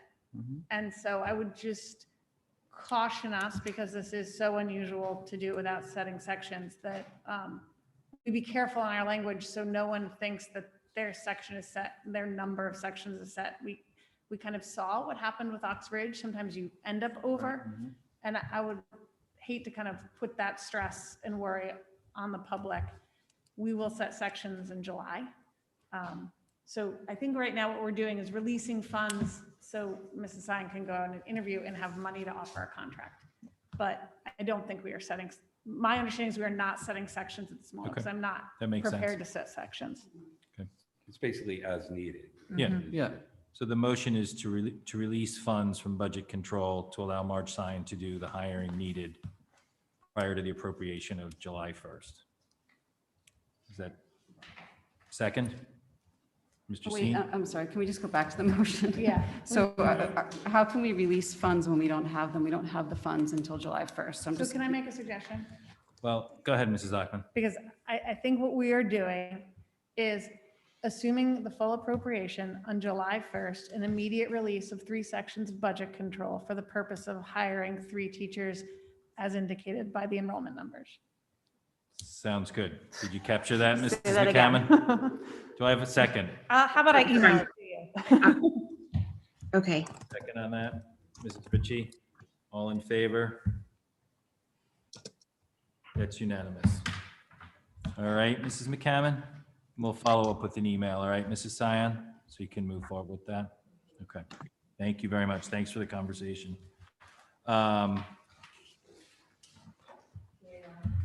PAR, anything there, Marge, other than approval?